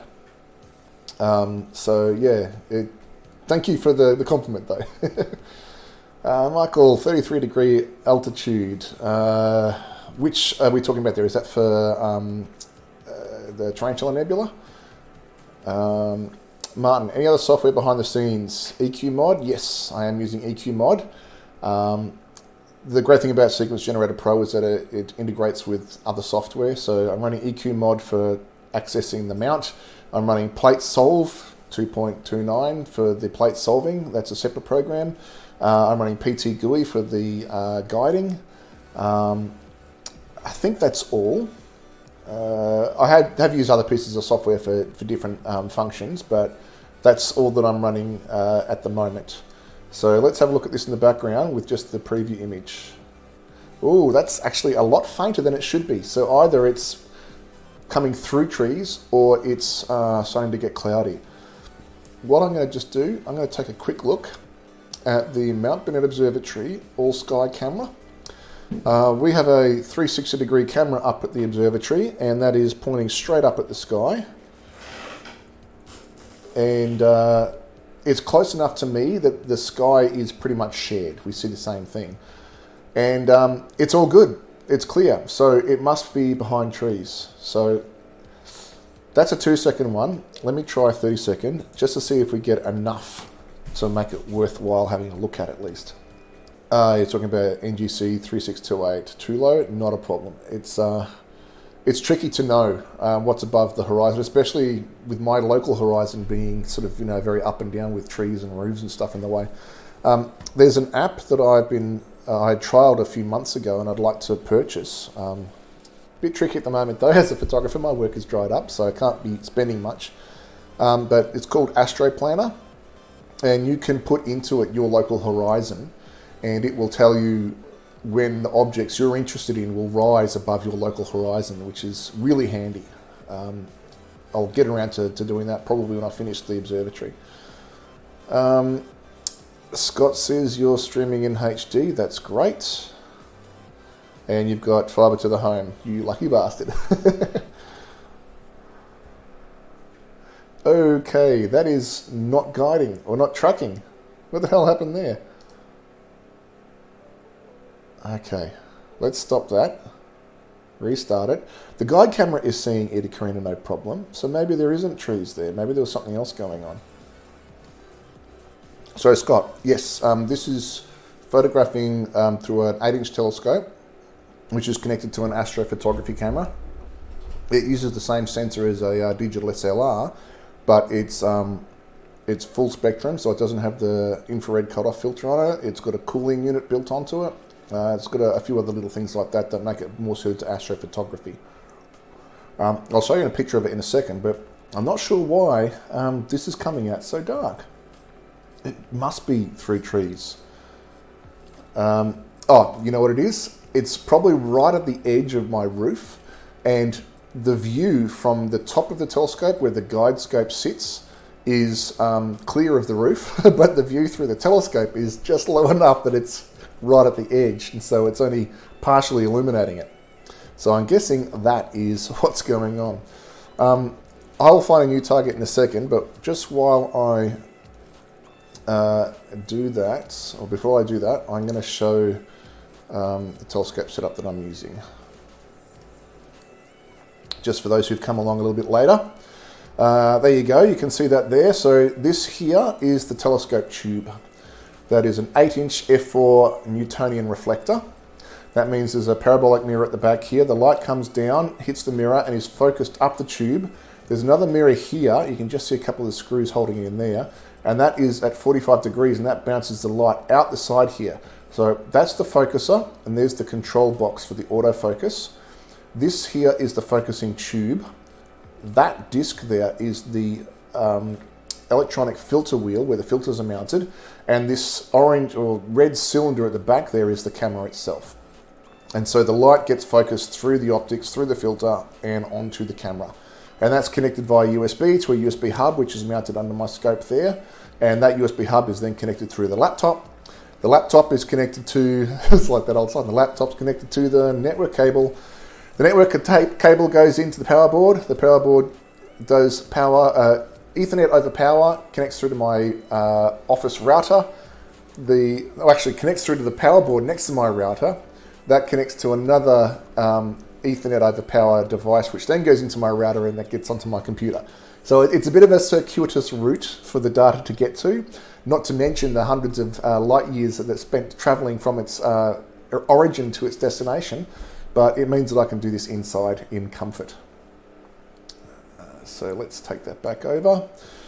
Now, I think I can get a different nebula, which is in the same region, but a little bit higher up.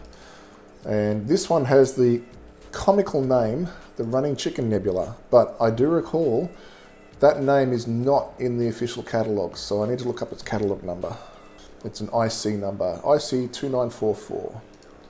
IC 2944. There it is. Now this is in the same area, but it's got a little bit currently higher altitude. So hopefully that will be in the line of sight from my scope. Yes, Scott, the 8-inch f4 is really, really good for astrophotography. If I had a bigger budget, I'd probably upgrade to a 10-inch f5. That would mean I'd lose a little bit of exposure speed, but I'd gain a bit more reach. That means I could get in closer to a lot of these objects. But I'm very happy with the 8-inch f4. Hayden has a question. You want to do deep space astrophotography, but planets and moons fascinate you also. What are the main differences I will need to set up between the two? I bought a refractor and figured it was better for deep space.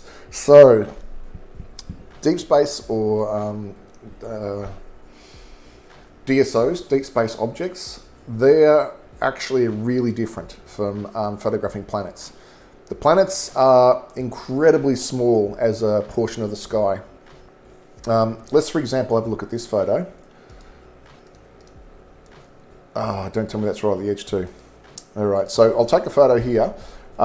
This is a nebula, and when it's done, if it's not behind the house, you'll see this here, where I'm circling with my arrow, that's around about the whole nebula. It just fits in the frame. So my field of view here is 1.3 by 1 degrees. That just fits inside that. It's a big nebula, but it just fits inside it. The moon is half a degree across. So if you can imagine half of this height up to there, that's the diameter of the moon. So the moon would fit in here sort of like that. The moon is very big compared to the planets. On that scale, Jupiter would not be much bigger than one of these stars, and Jupiter is the biggest planet to observe from Earth. So you really do need different equipment. You need a telescope with much longer focal length. You need probably a Barlow lens, which magnifies the image further. And you'd want a camera which has got a small high-resolution sensor so that you can capture that small image with high detail. With deep sky astrophotography, you want to have a big sensor for a big field of view with large pixels, which means lower resolution, because the larger pixels means less noise. Planets are brighter, so the noise doesn't matter as much, but these objects that I'm shooting are very, very faint. So yeah, the equipment you need are pretty much quite different. I've had a go at doing some planetary stuff, and you know, you can see the red spot of Jupiter, the rings of Saturn, stuff like that. It's fun to have a play around with, but you'll always be frustrated looking at the photos you take with a wide field setup when compared with the stuff that the people get when they use stuff that's specialized for planetary. So you kind of got to specialize at one or the other, or be satisfied at not being particularly good at either of them, unfortunately. I've just realized what I was doing wrong, why the nebulae weren't showing up. Remember how I locked that range down so you can see the difference between the red and the green frames? I forgot to turn it back off. So let's auto stretch that. Oh, it's still doing an exposure. Okay, that's why. The next one will come up and you'll see it. Yeah, I think it was just because I was stretching it for the exposures of a 10-second star photo, not a 30-second nebula photo. So here it comes. Okay, that's not as good as it should be. Don't you hate it when things don't work out? It's always when people are watching too. All right, well, we'll leave the nebulae for the moment, and I'll answer a couple more questions, and then I'll go back to the list of things to observe from the ASV. Noel, thank you for coming along. Glad you're enjoying the show. And you're shooting at the same time with your 8-inch f5. Fantastic, that's great. I hope you're having a good night tonight. Hello, David. Nice to see you. You're in the middle of imaging the Leo triplet. Terrific. Trying to stream via Twitch, but lots of drops. What streaming program am I using? I am using OBS, and I'm streaming directly to Facebook, so I'm not simulcasting on any of the platforms. I think that Twitch is great, and I want to use Twitch, but I want to use it for a different thing. I'm also doing tabletop role-playing games, and I'd like to stream my role-playing games there, and I figured that I'd rather keep the content separate on different platforms. So if I'm going to be doing astrophotography stuff, I'll do that on Facebook and YouTube, and I'll use Twitch for the other stuff that I do, which I haven't done yet, but I'd like to sometime soon. Let's go back to that list that I got from Mark. All right, so Gamma Virginis, that is in Virgo. It is to the north, so it may be out of my range, but I'll give it a go, see if it comes up. It seems to be a very slow calling from the online database today. I suspect that might be the database that's slow in responding rather than my internet connection, because you're all watching this fine. Let's go there and see if we can see it. There's a big Astro community on Twitch, you say, David. I'll have to check them out. I wasn't aware of that. Maybe I'll have to create a second Twitch account to keep things organised. The only person I've really watched do live streaming of imaging session is Dylan O'Donnell in Byron Bay. He's a great bloke. Hi, Dylan. But yeah, I enjoyed his stream, so I thought it was part of the inspiration for me to give it a go. That background image is looking very dark. It may be behind trees. Oh no, there is a star there, so maybe it is behind trees, but it's shining through them. The plate solving is having trouble because there's not enough stars for it to see. All right, let's cancel that for a second. And the position it's in now, that is a very bright star, so I think it's very likely that that is actually the one that I'm looking for. Let's zoom in and see if I can see if it's a double. Now, the double should be, they should be similar brightness, so it's not this star and this star. They should be about the same brightness. So, not really showing up there. If I darken it down so it's not lost in the glow and zoom in a bit more, I don't think that I could be confident that that's two stars, or if it's just the image shimmering from the atmosphere that's making it that shape. What is the separation of? Separation is 3 arc seconds. Okay, no, that is outside the resolution that I can separate. So visually that might be doable, but my camera's resolution is not up to that. My resolution with this setup is 1 arc second per pixel. So if it's a 3 arc second separation, that means that they're 3 pixels apart. And because it's such a bright star, the blooming on the sensor is going to be greater than 3 pixels. So it will be lost in that. So Gamma Virginis is outside of the range of my equipment. So I'll try the next one, which is Delta Corvi. And that is in Corvus the Crow. And that is another double. There's a few doubles in this list. So let's try Delta Corvi. And while that's downloading, I'll check up on comments. Bruce, OPT Telescopes, I guess that's the name of one of those streamers. I'll check them out. And Dylan pops in, terrific. I would love to see Dylan in here. I suspect he's busy himself imaging, if the weather's good up there. If you're here, Dylan, say hi. NGC 3918, the Blue Planetary, 70 degrees south. That might be worth a go. I'll have a look. Planetary nebulae are often quite small, and again, this field of view is relatively large, so it might be not very big in the frame, but I'll definitely give it a go. Not sure if the reference that I've got here is exactly right, so I'll just go in and zoom in and have a look. I shall look it up and see what the separation is. I probably should have done that before I went to it, just to save my time. Okay, this is a separation of 24 arc seconds, so maybe I might be able to get that. I think I have got that. What you're seeing in the background here is just 2-second images to do the positioning, so it's going to be very noisy. Okay, there we go, and yes, that is resolved, even in 5 seconds. So let's zoom in to say 400 times, and let's darken it down a little bit because the glow from the primary is overwhelming it. But yeah, you can clearly see, there we go. We've got 2 stars right next to each other. That is a binary star. So it's not stars that are just in line of sight. They happen to be next to each other because they line up. One's far more distant than the other. They're actually a double star. That means they orbit each other. Oh, it's a binary system. So often the brightness correlates to the mass. So I'm guessing the big bright one here is the primary, and the fainter one orbits that. They would orbit their common center of gravity, but the small one here, I'm guessing, will be doing most of the movement. So now that I'm confident I'm on the right target, I am going to do a sequence of that one, but instead of doing 1 minute, because I'm pretty sure that will overwhelm the brightness and it will cause them to blend in together, I'm going to do a sequence of that with, let's say, 10-second exposures each. And we will do L, R, G, B. Got them all first time that time. Oh, and we better save it to its own folder. Oh, I haven't been doing that so far. Oops, oh well. So what was it again? It was Delta Corvi. There we go.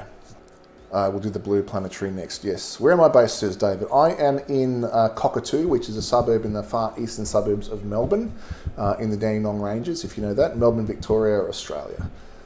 David, where are you from? And it's doing its autofocus. Normally it does this once at the beginning of the night and then every hour. But I've set it to do it at the start of each sequence. So that's why it's autofocusing every time. There's no harm in that, it just takes an extra 30, 40 seconds or so. In Langcoop, Victoria, David. I have no idea where that is. I'm going to search in Google Maps because I'm curious now. Wow, that looks in the middle of nowhere. Oh, you're right on the border. Okay. Well, you would have fantastic night skies. Are you an astrophotographer? Do you get out and shoot the stars? If you do it seriously, have you got yourself an observatory? I would be if I lived in a place with a great location like that, I would love to build a roll-off roof observatory or something there. All right, what's it complaining about now? What did I get? Nothing. Okay, is it the guiding? Maybe it's the guiding. Let's clear that. Stop it. Restart. Pick a star and start guiding. And let's try that again. Eden Hope, Bortle 1. Isn't Bortle 1 the bright end? I thought it was the higher the number, the better. Let me have a look. But I mean, if Bortle 1 is the dark end, that's great. I'd expect it to be that dark. Okay, no, you're right. The lower the number, the better the sky. So I'll just drag this over for others to see. So this is a sort of a unofficial scale that amateur astrophotographers use to rate how good dark skies are. Bortle is the name that's associated with it. I'm not sure if it's the name of the person who came up with it, but we go from 8/9, which is what you'd see in the middle of a city at night, right down to 1, which is where there's no detectable artificial light pollution at all. I'm sort of maybe 4, possibly 3. I get pretty good skies here, and this is kind of what it looks like to the eye. Obviously there's more colour and it's high contrast, but you can see the structures in the Milky Way with your own eyes. Bortle 1 is amazing. Australia is very lucky. We've got a lot of places like that. You just need to drive maybe 2 hours away from the nearest major city. You'll see some domes of light pollution on the horizon from the nearby towns. But overhead, it'll be as dark as dark. And yeah, we're very lucky to have a lot of skies like that. This is the sort of stuff you get way out in bush, Central Australia, Alice Springs, away from Alice Springs, that sort of thing. So yeah, very, very nice. I won't say I'm jealous, David, because I'm happy that I can do this from my home, but you are very fortunate. Scott, enjoy, have a great night. Thanks for the tabletop link. Enjoy the tabletop link. They're a New Zealand-based company. Thank you, Scott. I'm glad you've been enjoying yourself. Hayden says, you're on an acre and you have space to put up an observatory. Can you buy ready-made setups? Any recommendations? You're 2 hours north of Melbourne. Yes, you can buy them off the shelf. Sirius Domes has been long known as the sort of the place to go to, but they've recently gone under, or at least they've had some significant changes, new management or something like that recently. I'm actually friends with a couple of gents who are importing a fantastic system called the Next Dome, and they're a lot cheaper than the infamously expensive Sirius Domes, and they're fully automatable. You can run them remotely if you wish. They're relatively lightweight. They took one up to the country Victoria for an Astro Party twice in the last few years, and they set it up and broke it down at the beginning and the end of each one, so it's something that's relatively easy to install, but they're still not cheap. They still cost about 10 grand for the walls, the roof, and the automation, so the mechanics to do the dome rotation and the slit opening. So it's not cheap, but it's professional grade, really. I mean, you can do research with these sorts of things. The alternative, which is what I'm doing, is you can buy a shed from Bunnings or something like that and convert it so that the roof isn't attached. It's a solid constructed roof, but it's not actually physically attached to the top of the shed. And you put it on wheels and build tracks, and you run the tracks out the side, and then you automate with like a gate opener the roof to roll off at the start of the night and then closed again at the end of the night. That's a lot cheaper option, but it's very DIY. You've got to build everything yourself. It's not designed as an astrophotography observatory. You've got to sort of jerry-rig a lot of things. Because the roof's not on, there's no frame holding it together at the top, so it's a little bit flimsy, so you've got to reinforce it. The thickness of the wall, the steel plating that you use to make the walls isn't strong enough to hold up the weight of the motor for the opening, so you need to put another bracket in, all sorts of stuff like that. But it's much more affordable. You could probably do it for maybe to 1 or 2 grand to fully automate it, a shed like that. But you've got to be prepared to put a lot of work in, and you'll probably need some friends to help you, because when you're building a shed like that, you've got to lift the roof onto the walls, and the roof is normally very light. But because you've got to add the wheels, the frame, the motor, and all sorts of other stuff, it gets very heavy. So you'll need some friends to help you out with that. I'll get back to the questions in a second, but how have we gone with this? It looks like we had success. Let's zoom in and see if we've still got separation in this. And dim it down a little bit. And yes, there we go. Quite clearly separated. All right, let's go on to our next target. I might actually choose something a little different. I've got quite a few of the double stars. There's more to come. But I want to see if there are any other targets that might be interesting. So we've done a globular cluster. Let's do an open cluster. We did the jewel box earlier, but let's do the pincushion cluster. Now, I know that one's not in the catalogue, so I've got to look up its number. NGC 3532. This is I forgot. I was going to do the blue planetary, wasn't I? All right, I'll come back to the pincushion. We'll do the blue planetary first. All right, where are we up to? Bruce got an observatory on York Peninsula block, and right now you're in a tent. Okay, nice. Wow, you're watching this from a tent. Wow, that's dedication. Thank you. I'm glad you've got a good enough connection to enjoy it.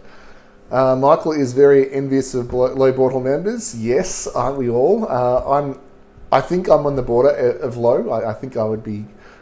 I wouldn't be arguing with anyone that says I've got good skies.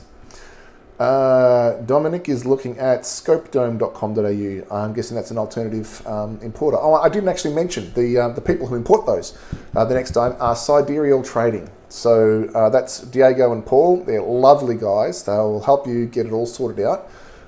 Diego goes too far beyond what he needs to. I think he works too hard. But if you search for Sidereal Trading, that's spelled Sidereal, Sidereal Trading, you'll find their website.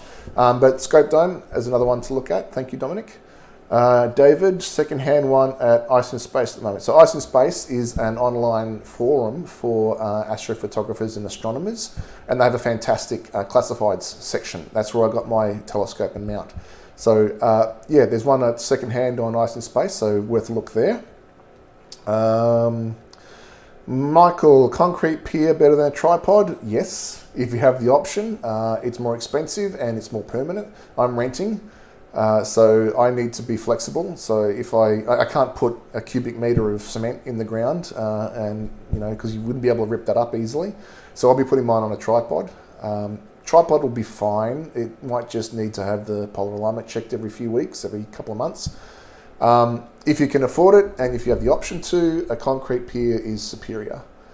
Martin, thank you very much. Signing off. Plenty of useful and valuable notes. Thank you very much, Martin. I hope you heard this message before you disappeared, but if not, then maybe you can catch it later. But thank you for coming.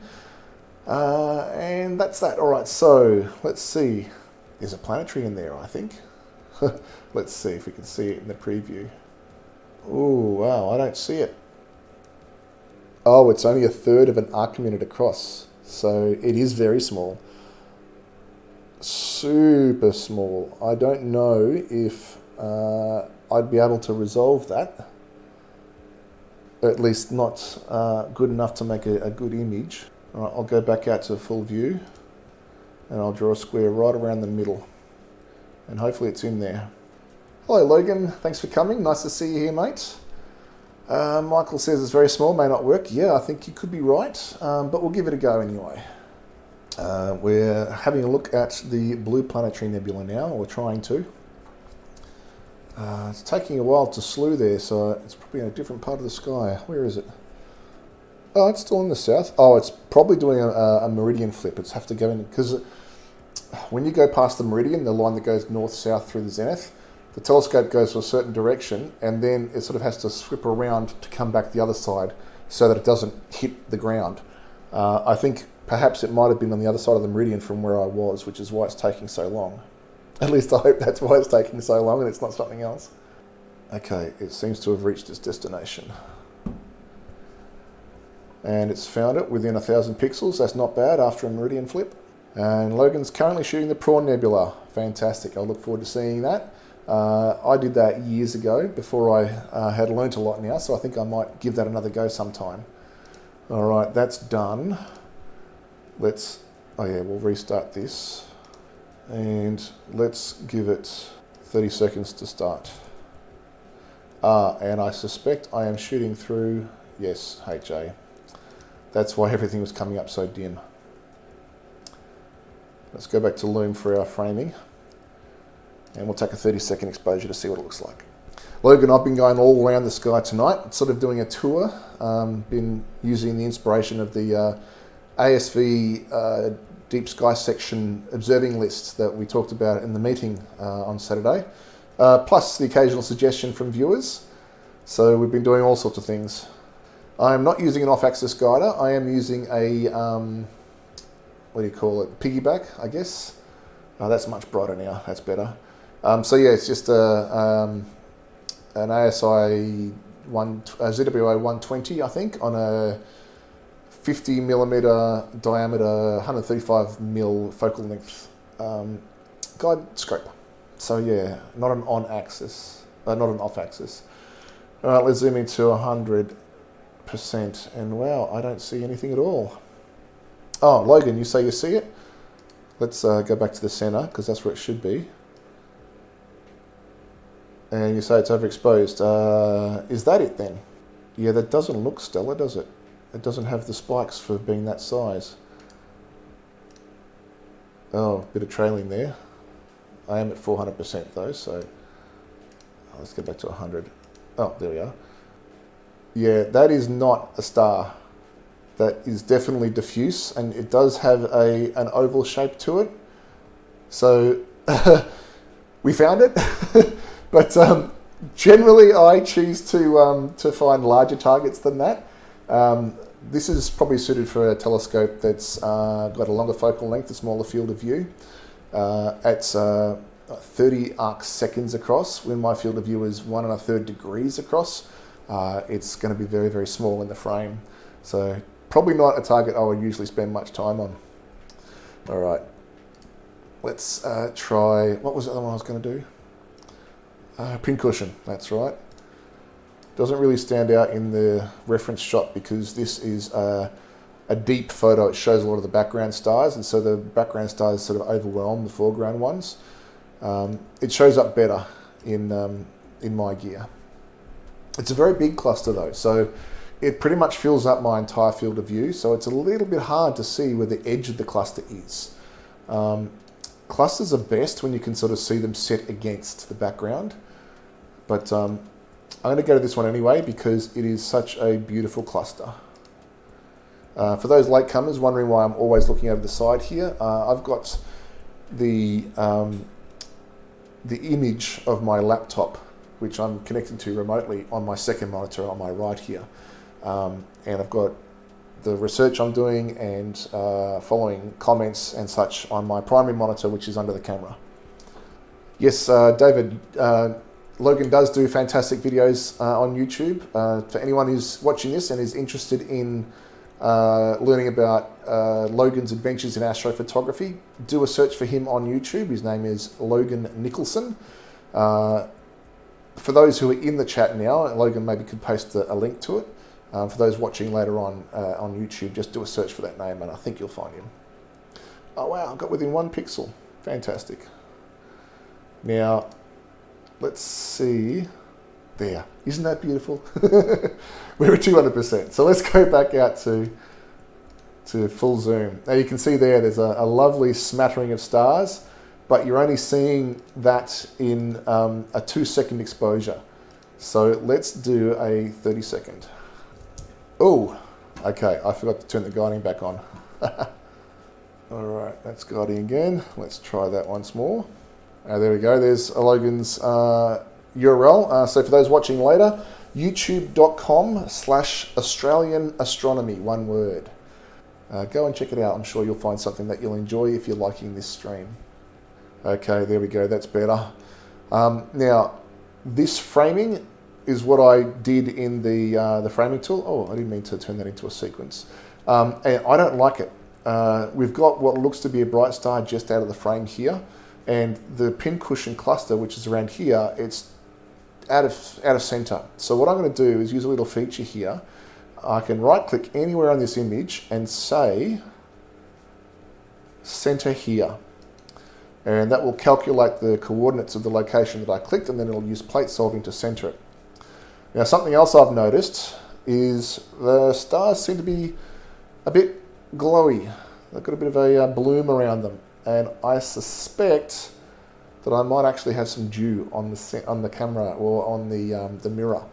I've got a dew heater on the guide scope, but I haven't actually got a dew heater for the mirror itself because it's a very large mirror and it's inside, and there's all sorts of problems with actually heating mirrors themselves. If you heat the mirror itself, it can change the shape of it, which means it loses focus. It's difficult to deal with dew on a telescope itself. If you're using like a Schmidt Cassegrain, which has an element at the front, has glass at the front, you can warm that up with a dew heater. That doesn't affect the image. But with a reflecting telescope like a Newtonian that's open, it's not as easy. So yeah, not sure exactly what to do about that. Didn't quite go where I wanted it to. Let's try that again. David said he's just posted a work in progress of the Leo triplet on Facebook.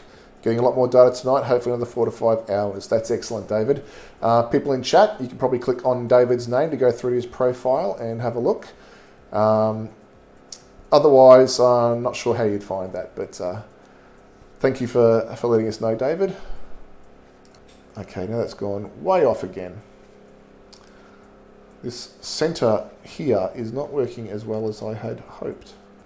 What's going on here? Oh, okay. All the centering has caused the guide scope to lose its guiding, so I need to start that again. Again, generally I wouldn't be doing this usually like each night. I'd choose one target and I'd stay on that for the whole night. We're sort of doing a bit of a tour here tonight. Michael, fan on primary mirror to disperse dew. Yes, my telescope actually has that built in. It requires another power supply, and I've run out of ports to plug my power into. That is something that I was planning to address when I finished building the observatory, and I was going to redo all my power and like build 3D prints and solder up a power box, which would take care of the distribution of all the power, and it'll give me everything I need for all the different equipment. So that's why I haven't taken care of it yet. It's the least important thing. Like, I need my autofocus, I need the mount to have power. The dew on the mirror, it only happens 2 or 3 nights a year, so I haven't really done it yet. So that would possibly resolve the issue. David says it's his first post on Facebook. Well, welcome. And I'm guessing you're new here, so thank you for joining me in your early days. Michael asks if the fan would be too much vibration for imaging. I used to think that. But I've had a number of people that I really respect, who are excellent astrophotographers, say that it doesn't affect it. So if they say so, then I trust them, and that's terrific. David asks, what gear am I using? I've shown folks before tonight, but I'll just do a reminder. I'm using an 8-inch f4 Newtonian reflecting telescope, and I've got that connected to an ASI ZWO, the company make it, ASI 1600 mono, and this is what the setup looks like. So there's the telescope with the camera. It's on an EQ6 mount. I've got a guide scope with a ZWO, I think it's a 120 as a guide camera, and that's all hooked up to my laptop, which is then hooked back to my office via Ethernet over power, which is, you can see the little box there. So that's where it's set up now, taken earlier this evening after I'd finished plugging it all in. That is looking good, but I really want to get better framing. You know what, I'm going to go back to the framing wizard, because if I change it by centering with the image that I've just taken, the sequence that I created doesn't save that, and so it would go back to the original framing. So there's that star I liked, and there's the cluster. So I want to sort of have it composed a bit like that. And now if I create the sequence, that should hopefully be correct. So if I go back to the sequence viewer, and I'm going to delete that just to get rid of any confusion. All right, turn off rotation and center. That shouldn't take long because it's only a fraction of a degree away from it. Okay, comments. Hayden, sorry, another question. No need to apologise. I love answering questions. You've seen photos of the Milky Way with people standing in the foreground. How is it done? You assume post-processing trickery. Not necessarily. It can be done with post-processing, but if you can get someone to stand still long enough, and you can even light them, especially handy if you use a flash because the flash is at a short interval and it freezes the motion. But even if you're not lighting them, if people can stand still enough for 30 seconds, then you can get them silhouetted in front of the Milky Way, and they'll appear as a shadow, a silhouette. Maybe the edges will be a little bit blurry because very hard to stand still for 30 seconds. And if you light them, then you'll be able to see them as well. So post-processing is one way to do that, but I've done it several times with just illuminating them with my phone flash, or just having them as silhouettes. Yes, that's much better. All right, I'm going to do a sequence of that. Run. Hello, Catherine. Glad you could make it. And Darren, nice to see you as well. David says, using a Skywatch 6-inch with the Canon 450D modded and the ASI 120 as a guide on the HEQ5. That's terrific. I'm using the ASI 120 myself as a guide scope. I'm on the HEQ6, so it's the same, but just a little bit beefier.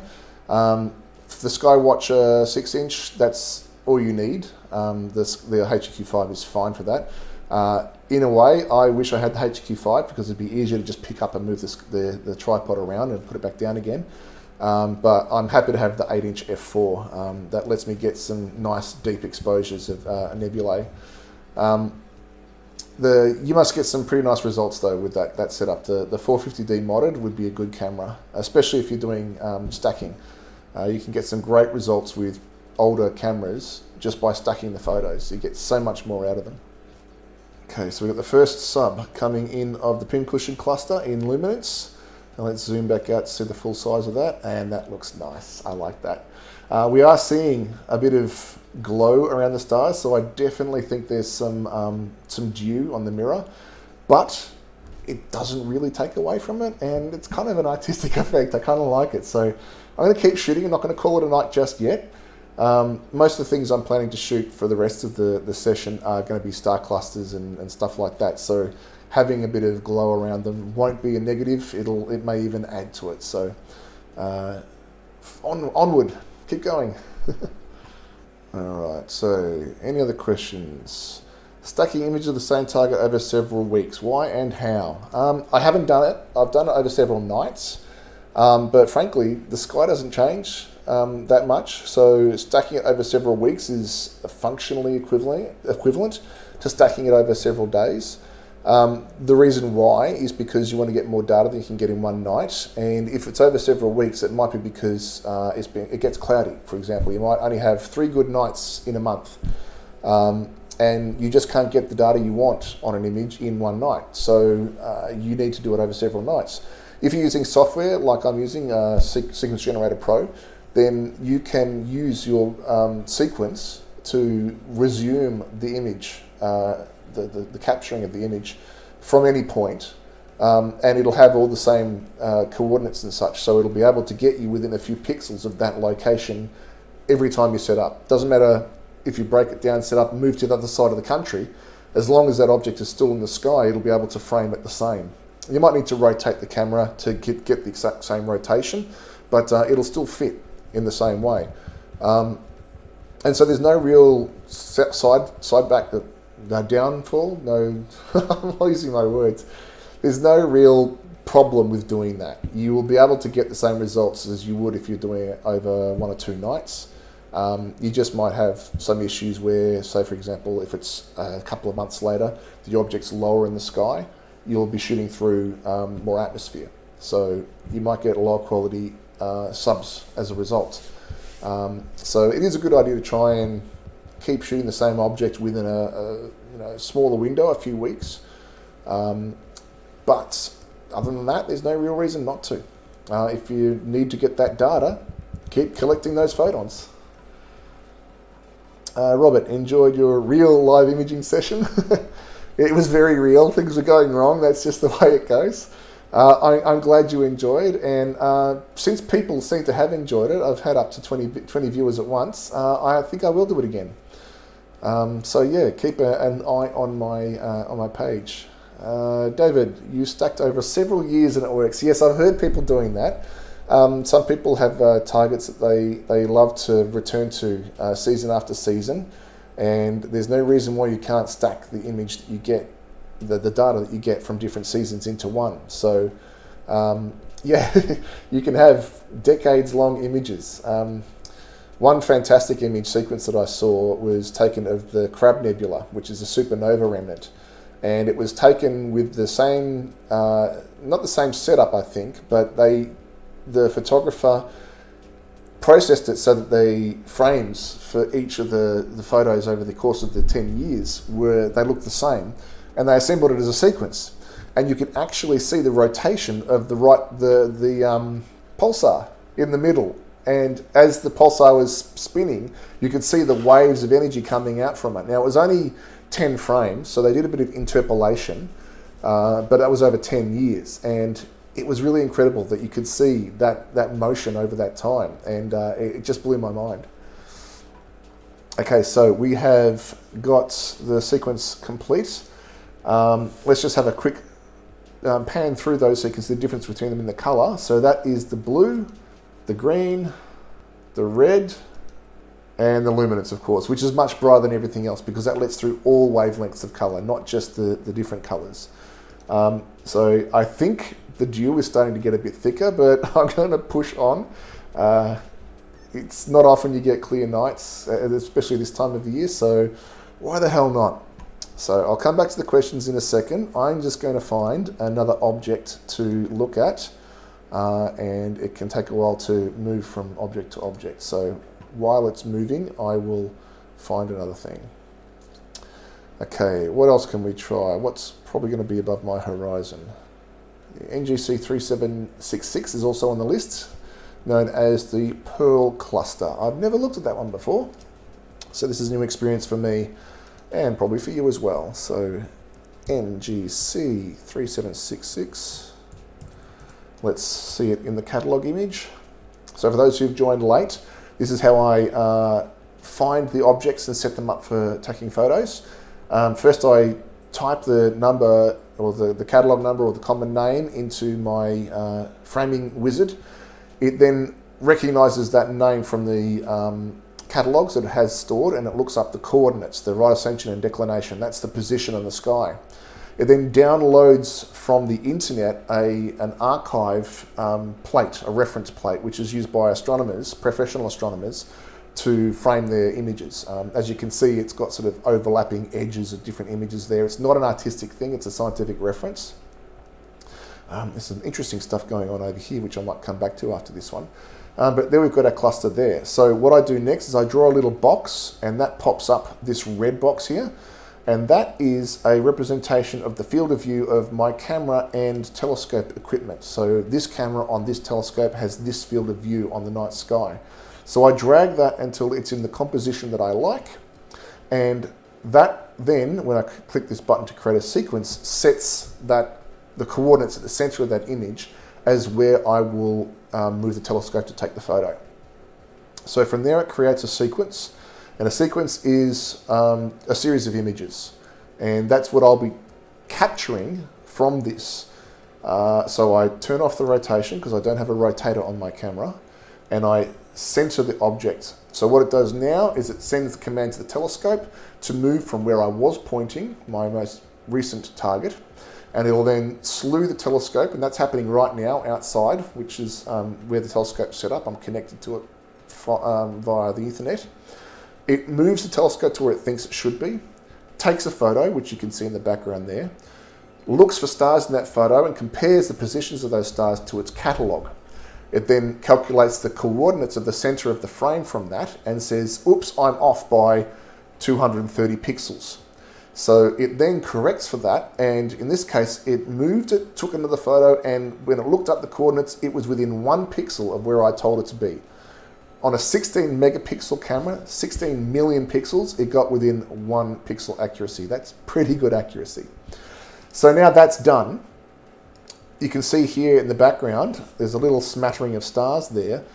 That is a 2-second exposure, which is the preview image that was used by the plate solving software, which is what it's called. The software is to find where you're pointing is called plate solving. So what I'll do now is I will go over to my second camera and mini telescope, which sits on top of the main telescope, and this is called a guide scope. And what it does is it picks out a single star from the frame. So what you're seeing here is a 3-second exposure of the night sky pointing in roughly the same direction as the main telescope is. Let me just show you a photo of the other telescope so you can see the first one sitting on top of it. So this is the main scope here, and that's the camera attached to it. So the light comes down and it's reflected out the sides of the camera. This is the guide scope with the guide camera attached. So this is what we're looking at now. So it's looking at the same part of the sky. And what it does is it picks out a star. So I'm going to loop the imaging. So every 3 seconds it'll take a new photo. When the new image comes through, there we go. So that's the most recent frame from the guide camera. I click on this auto select a star. It picks a star, and you can see that star up here in this little crosshair. It watches that star over time. Then I click the guide button, and now when it's watching the star, if it sees it move up, down, left or right, it will notice that within 3 seconds, and it will send a command to the telescope's drive to move in the opposite direction by the same amount. So it corrects for that variation. So there might be some variation in the gears in the motor drive, or my polar alignment might be slightly off, or any other things that cause the star not to stay perfectly in the same spot. And so it keeps it in the same spot, and it can do that for hours and hours on end. And if I'm having a good night, if it's all set up just right, it will keep the star on the same pixel of the camera sensor. So that means that there's absolutely no possibility of star trails. So now that I'm guiding, I'll come back and I will take a 30-second preview image of the framing that I just set up. And that will let me confirm that the focus is good, the framing is right, it's like what I want, it looks attractive to me, and that the guiding is working. So right now, the camera is collecting photons from a star cluster hundreds of light years away, with photons that have traveled across the universe. It's turning those photons into electrons, storing them in a little well on the chip, and then it's now sending that data through to me as an image, which pops up here. Now, I can see here, this image is very low contrast, and I think that might be because the dew that's forming on the mirror. It's wet air tonight, and the mirror gets cold underneath the night sky, and that causes the moisture in there to condense on the surface of the mirror, and that reduces the contrast. Because I'm taking photos of star clusters, contrast is not too much of a problem. You can boost the contrast afterwards, and the stars look pretty much the same. If I was shooting nebula or galaxies, however, they're faint, low contrast objects. So if I was to boost the contrast to get rid of the effect of the dew, then I'd be getting rid of that fine detail. So dew is a real issue if I want to be taking photos of faint, diffuse objects. But because it's just star clusters at the moment, that's what I'm doing tonight. The conditions are good for that, and I'm referencing a list that are of objects of star clusters that I want to shoot. I'm going to continue shooting even though I'm pretty confident there's dew on the mirror. Also, if you're late coming, the reason why I'm pointing over here is because I'm putting the feed from my laptop, which is controlling the telescope, on my second monitor, which is on my right. So I'm satisfied enough with that composition, with that photo. So what I'm going to do now is I'm going to go back to the sequence that it created. I am going to tell it to save it to a new directory when it takes these photos. I'm going to call it the name of the object, which is NGC, what was it, 3766. And I will then tell it to take 4 events with the luminance, the red, the green and the blue filters. Because I'm shooting with a black and white camera, it puts different colored filters in front of the camera to create a color image, and it does a separate image for each of those filters. And for each of those, I'm going to make them 1 minute long exposures. And because star clusters aren't faint and diffuse, I'll be able to get the data I need in just one exposure for each. I'm not really caring too much about it being a little bit noisy, having a little bit of grain. If that was an issue, then I'd be taking more photos. Taking more photos and then stacking them together averages out the noise and adds together the signal. But because star clusters are bright relative to the background, I can boost the contrast, lower the noise, and not have that become too much of an issue. So now I click resume sequence, and this will start an automated process of, right now it's confirming that it's pointing at the right spot in the sky. Then it will do an autofocus routine to make sure that the focus hasn't changed. Why would the focus change, you think? Because I'm not touching the focusing dial? Well, as I said, it's cold outside, and when I set the telescope up, it was a lot warmer. I mean, still not warm, but I brought the telescope outside from inside, and so the temperature of the telescope has changed over time. And because as it changes temperature, it contracts slightly, that is enough to throw out the focus. And this can change throughout the night. So the computer runs an autofocus routine to make sure that it is in focus before each sequence. And if the sequence runs for a long time, it will do it each hour to keep up with the changes in the shape of the telescope tube to make sure that it's staying in focus. Before I had my autofocus system set up on the telescope, I had a couple of occasions where the temperature changed moderately significantly throughout the night, and after the first couple of hours, all the photos got progressively more and more out of focus as the telescope warmed up or cooled down. So that was what finally pushed me to spend the money to get the autofocusing system on it. So what you're seeing here on the screen now is it is taking a series of short exposures with the camera at different focuses. So it's a little motor that turns a dial that moves the focusing tube in and out, and the camera's attached to the focusing tube. And it looks at the size of the stars. If it's out of focus, the stars get bigger, and when it gets closer to focus, they get smaller. So if you see that V shape, that's getting smaller and smaller and smaller, and then bigger and bigger and bigger as it passes through focus. It then looks at that shape of that and draws lines, and where those lines intersect is where the best focus is. So it's confirmed where it's pointing in the sky, it started up the guider in the background, and it has confirmed the focus, and now it's started on its the first sub-exposure of the sequence. And that will be a luminance filter, which lets all light through except for the very ends, the near ultraviolet and the near infrared. So it'll be a bright one, and you'll see that pop up here when that is done, and you can see the progress bar here. So it's halfway through that exposure, and then it'll take 2 or 3 seconds to download, and you'll see it. Then it'll go on to the red, the green, and the blue frames, and I'll be able to process them later and turn it into a color image. Stuart asks about needing separate flats for each session. Flats are a calibration image. You use those to get rid of any variation in the brightness of the background. So whether that's from vignetting from the camera equipment, or dust spots from dust being on the sensor causing shadows, or even light pollution where the gradient of light from one side of the image to the other is different. You want to get rid of that. And so a flat frame is where you take a photo with a bright light that's even across the whole image, and then you subtract that from the light frames, the images that you've captured, and that removes those. You're supposed to do flat frames for every single different setup. So every night when you set up, if it's the telescope's taking a new target, you need to get flat frames for each of those and for each filter. I don't do flats. It is a pain in the neck. When I get the observatory built, I'm planning to set up a remote controlled lighting panel on the wall, and at the end of each night, I will point the telescope to that, turn the light panel on, do a sequences of images with each of the filters to create flat files, and have it all automatically processed. And so that will then go into my processing queue.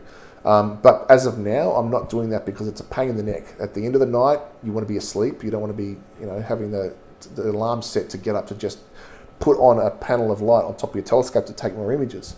to take calibration frames. Stuart's question though was, do you need different flats for each session over a series of images over the same target over weeks or months? So yeah, you would need that because your orientation might change, the light pollution relative to the location of the object would change. So yeah, you would need that to get the best results, but it's not essential. It depends on how bad your calibration is, if the flats really are needed. And Hayden asks, can you run through all the software you use for all the astrophotography from imaging through the final pic? Yes, but that's probably worthy of a topic in itself. It would take me a while to go through it all. I could list them, but that wouldn't be much help. But you need to understand the context and how I use them. So I'll note that as an idea for a future video, and I'll talk about that at some point. David says he's using Astro Pixel Processor and using different times ISO as long as it's got all the darks and flats, etc. So yeah, that's David talking about his technique using software to capture. I use something called Sequence Generator Pro. That's what you can see on screen right now. There's other software called Astro Pixel Processor, which does, actually, no, my mistake, sorry. Astro Pixel Processor, APP is a processing package. SGP is a capture package. So there's two different pieces of software there. I use software called PixInsight, which is an alternative to Astro Pixel Processor.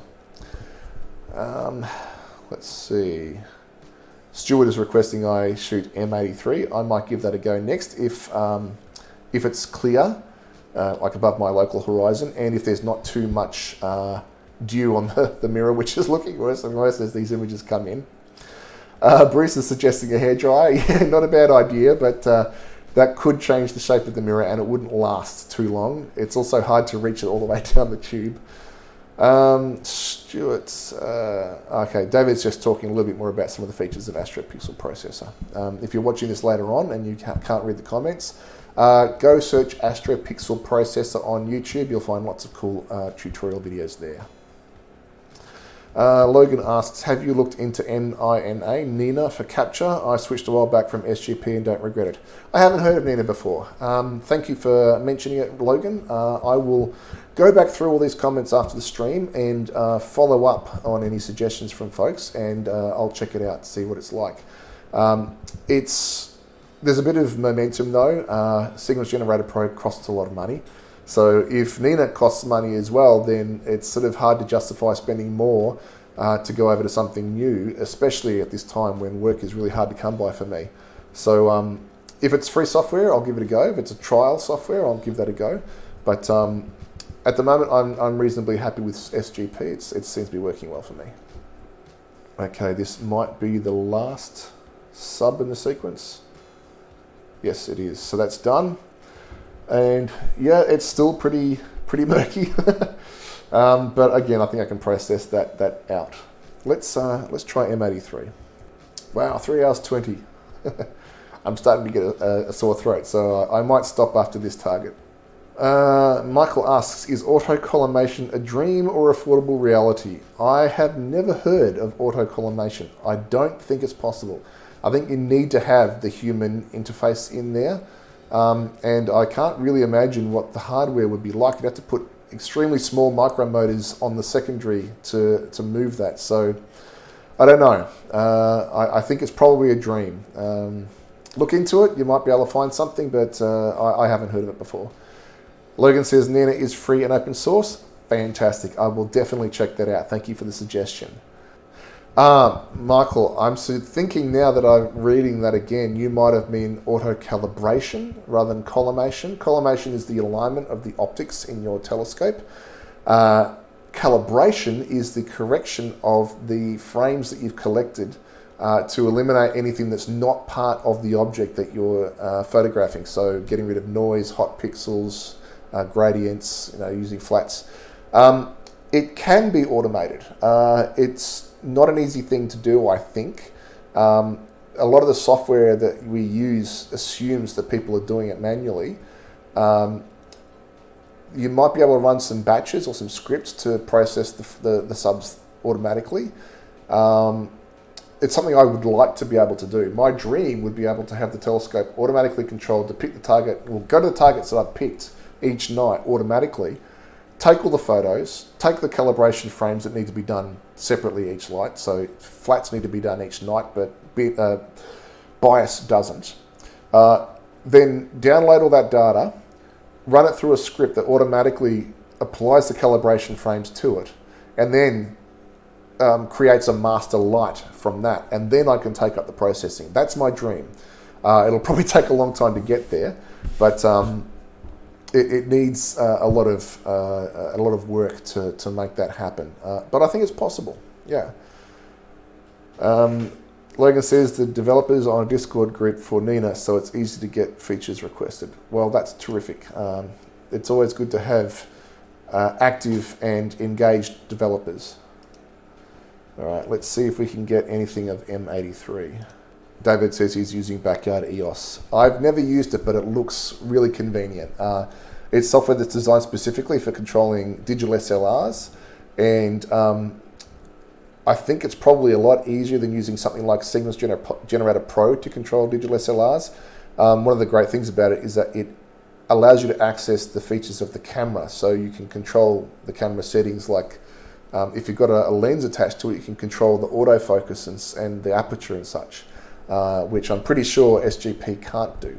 So yeah, Backyard EOS is great if you're doing digital SLR astrophotography, but controlling it from the computer, which is recommended if you're putting it on a tracking mat. You don't want to touch the camera if you can help it. Looks like M83 is a long way away from where I was, taking a Volta slew there. Oh, looks like the camera's frozen. Give me a second. There we go, that's better. Oh, and while you're here, say hello, Aki.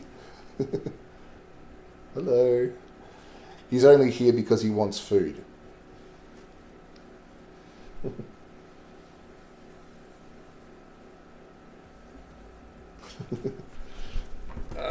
Oh, the struggle is real, isn't it, mate?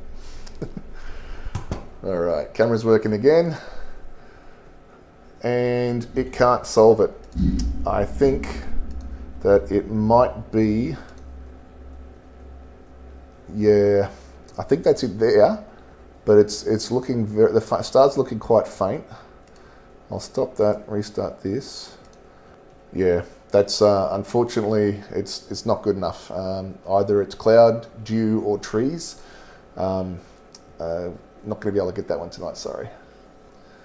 And I'm thinking, since we're at the 3.5 hour mark, I'm starting to get a bit tired from all the talking, so I might call it a night there. But thank you very much, everyone, for coming along.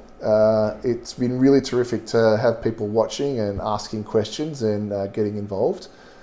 This was just an experiment. I had no idea how it would work out, and so I'm very pleased that it seemed to be of interest to folks. So I'll edit this down and cut it up into a YouTube video and post that online. If you want to see more from me, I don't really use my Facebook page because Facebook reach is terrible. Instead, you can follow me on my profile. Just search for my name, Neil Creek, on Facebook, and you'll find my profile there. I only add friends with people that I know personally, but if you click follow, you'll be able to see my public posts, and the vast majority of my posts are public. So if I ever do any new imaging sessions, or once this video is on YouTube, I'll be sure to link it to my Facebook page, so you'll be able to see it there. And I'm happy to have people to comment and share their own work there as well. So thank you very much for watching. I hope you all enjoyed yourselves, and let's do this again sometime. All right. Good night, folks.